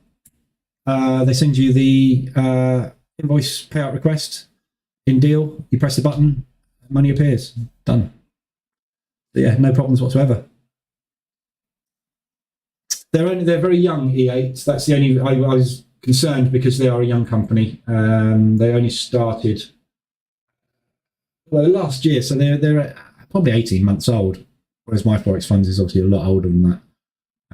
But yeah, no problems. Oh no, year. I think it was October they started last year. So, but yeah, no, they're good, definitely. It's a double-edged sword. This whole minimum time, so E8 is 1 day. That's a really bad E, isn't it? E8 is 1 day evaluation, so you can basically take one trade and pass. With my Forex funds, it's a minimum of 5 days. So this promotes proper risk management, trading, and minimum trading for 5 days properly. This promotes me hitting the short button now and getting out down there this afternoon and being done. So it promotes bad habits. But if you are a good trader, it also allows you to get back into the market, into the prop market faster, which is what I like. When I blow accounts, and I do blow accounts regularly in my prop accounts because that's the game. With my Forex funds, when I've blown my Forex funds in the past, I've got to go through a 2-stage, minimum 10 day. And it normally takes me longer than 5 days, to be honest. I'm normally sort of 8 to 10. When I've passed those, I'm looking at a month where I don't get funded. I can't withdraw because I'm going through evaluation. Here, it gives me that chance to try and get in faster. But there is the danger that I might blow 3 accounts, whereas here I would only blow probably 1, maybe trying to reevaluate. So this could cost me more money, but get me in and out faster and get me paid faster. The payout on this is only 8 days as well. So 8 days after you get your funded account, you can withdraw your profits. So, yeah, swings and roundabouts with them. But both of them, I don't have a problem with either. Both are good. Both are legit. How can you tell that's a pound weakness and not US dollar strength? Because the pound is moving across the board. Yeah. So pound yen is dropping, pound Swiss is dropping, pound CAD is dropping, pound odd is dropping, pound New Zealand is dropping, pound US is dropping. US dollar is going up. It's going down. So it's going up against the CAD. So this is Canadian dollar weakness. It's going down against the Swiss. And it's also going up ever so slowly against the yen. So if you're looking at one pair and you want to know why that move's happened, look at the others that start with the same currency. Are they all doing the same thing at the same time with similar strength? Yes, then that is the pound being manipulated. If the pound US dollar was coming down and I looked at pound New Zealand dollar and pound New Zealand dollar was flying through the roof and pound Swiss was flying through the roof, that tells me that the US dollar is pushing the pound down and it's not pound weakness. Yeah. So you can tell the same with the euros. Yeah. If you look at the euro odd, it's going nowhere at the moment. Nowhere really, going nowhere. So, but if all the euros were at the same time dropping, it's the euro weakening, not the other currencies strengthening against it. Not that it really matters, because if you're trading the pound US dollar, you're trading the pound US dollar. Why it's moving is irrelevant, really, to a certain extent, isn't it? I just like to know, because I've got, in the back of my brain, I've got a fundamental bias on the pound as a short. If I see pound US dollar coming down and I see all the other pounds going up, my fundamental bias is not quite right today. I would expect all the pounds to come down today because I'm expecting the pounds to be weak. So it just I'd like to confirm for myself that I'm right. It's just a confidence thing, I think. Doesn't really matter, does it? If I'm short on this and it's coming down, I'm happy. Is there a rule on E8 where you have to trade every day? Nope. No.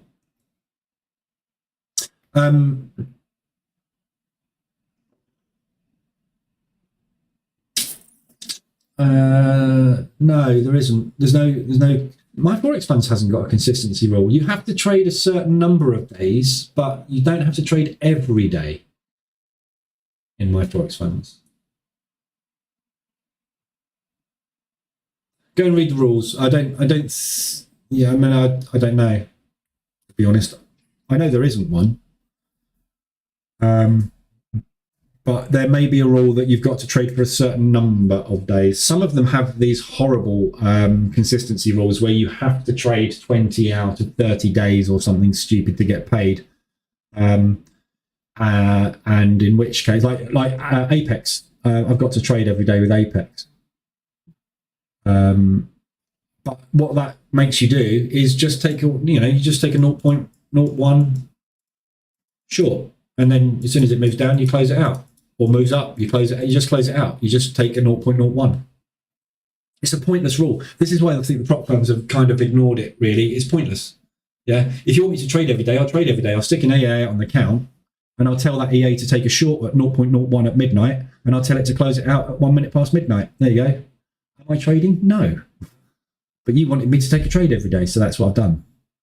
It's a pointless rule. I just don't think. They know it's a pointless rule.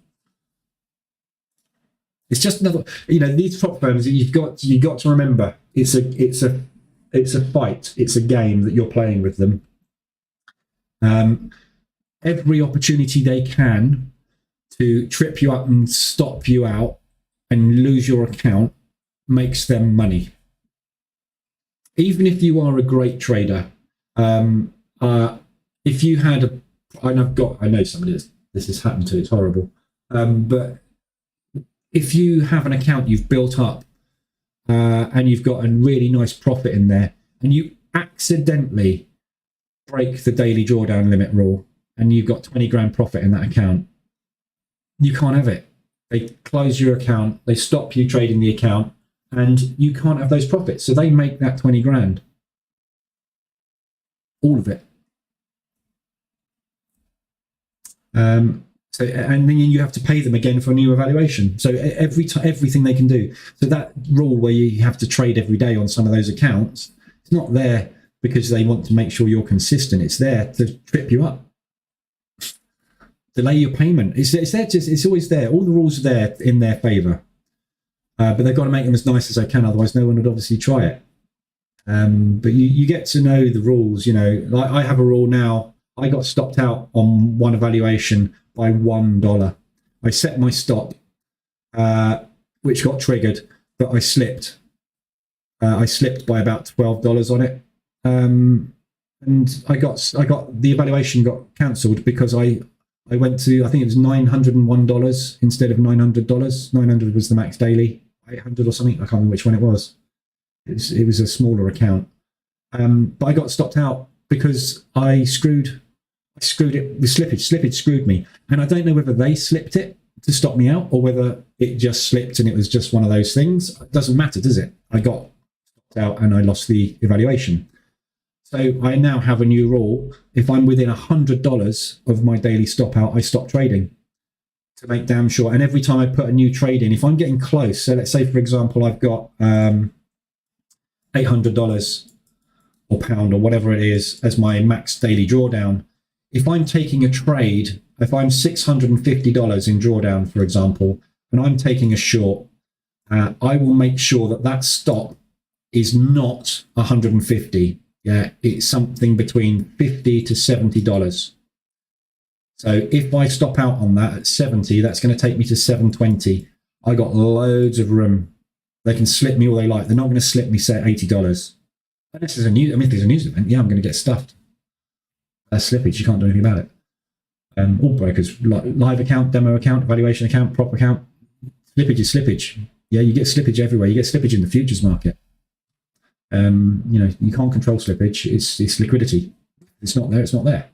The other thing I like about EA as well is they have direct tier 1 execution. They do not use dark pools and things. So the spreads are pretty tight, and the liquidity is really good so far that I found. So they're pretty good in that respect. They don't use a broker. Yeah, so you're not like with some of these prop firms. They are trading through whatever broker. Their broker of choice is so and so. EA trade direct liquidity, so there is no broker there, no middleman. That's good. But yeah, so that's a new rule I introduced, which is designed to stop me being stupid and accidentally tripping myself up. And don't forget, when I'm scalping as well, I take a position, then I add to my position when it's in profit. So I then have to readjust all my stops to make sure that, and they have to get really tight sometimes if I'm getting too close. But that's the game, like this morning, straight in with a 4% plus 3 positions, in, thank you very much, done. Doesn't happen like that every day. But when it does, it's lovely. I probably didn't even have any drawdown this morning. But it's not the way it works every day, is it? Some days I have to stop trading, which is why I have multiple prop firm accounts, because if I stop trading one because I'm getting too close, I start trading the next. And you just keep flicking around. That's me. That's how I do it anyway. Maybe I'm doing it wrong. But it seems to be working. Alan, I believe it's good to go for funded accounts that have no time limits to trade with peace of mind. Yeah, no upper limits. I mean, you have to do your due diligence with prop firms. There's so many different ones out there, and they all have different rules. You have to find a happy medium that suits you. If you're the type of trader that's going to go in guns blazing and you want to be passed in a day, EA is yours. If you're the type of trader that wants to prove to themselves day by day that they can bank 2% and you're happy to hit that 8% target over a week, my Forex funds are great. If you are a long-term swing trader, someone like City is good for you, because City, you've got a minimum of 30 days. You've got to trade for 30 days. So that proves that for 30 days, you cannot hit your loss limits, you cannot blow your account, and you can be consistently profitable over a long period of time. They're all very different prop firms, and they all have very different ways of making you jump through hoops. How you need to jump is down to you. If you try EA and you find it makes you overtrade and go crazy and you're losing loads of money, don't trade with them. Try and buy Forex funds, because then you'll be like, okay, well, I've made 4% this morning. I'm not going to trade it. That account is done. I'm done. I'm not going to jeopardize that money. So I'll move on to the next. If you want to trade very, very small positions and you're looking to bank 0.25 to 0.5 a day, Citi is probably a great prop firm for you, because you're not going to hit their target for 3 or 4 weeks. That's your best bet, Citi.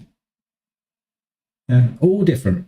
Go and read the rules, see what you've got to achieve, and see what fits in with your style of trading, you as a trader. If you're like, I've got $5,000, I'm happy to stick $5,000 in prop accounts. I'll happily do 10 evaluations with EA. If I lose 9 of them in game 1, I've spent $5,000, I'm happy. The EA's your company. But you'll trade way more aggressively with it. So yeah, just do your due diligence. Go and read the rules, find the one that fits you. There's tons of them out there, and they're starting up every day. And there's a company out there called Trader Central as well. They also now provide liquidity, so you can start your own prop firm. So it's that easy now to start a prop firm. You can fill in some paperwork and they will provide all the liquidity. They'll provide the back-end software, the MT4 interface, everything. It's not cheap. You've still got to spend a lot of money. And for marketing, you're going to need somewhere in the region of 50 to 100K in the bank to market these things. So, you can't just start up a prop firm. Yeah, you've got to tell people about it. Telling people about it costs a lot. So, I thought about starting a prop firm up, and then I looked into the actual costs of it, and I was like, yeah. But wouldn't it be lovely to be a broker? Or pretend you're a broker. Anyway. Right, I'll leave it there, guys. Anything you need, I'll be in the Telegram group. Pound US dollar's coming down very nicely. If you took that M5, looks like we might be on the roll, which is good. So yeah, if you can hold it, this could be it. It might not be. They might just come up and grab this in New York. If they do, they do. But if they don't, we do run these lows. Yeah, that's a big old nice trade, that one, Pound US. So good luck if you're on it. All right, I'll be back tomorrow morning, 7:50. Anything you need, come in the Telegram group. Otherwise, good luck today, and I will see you tomorrow.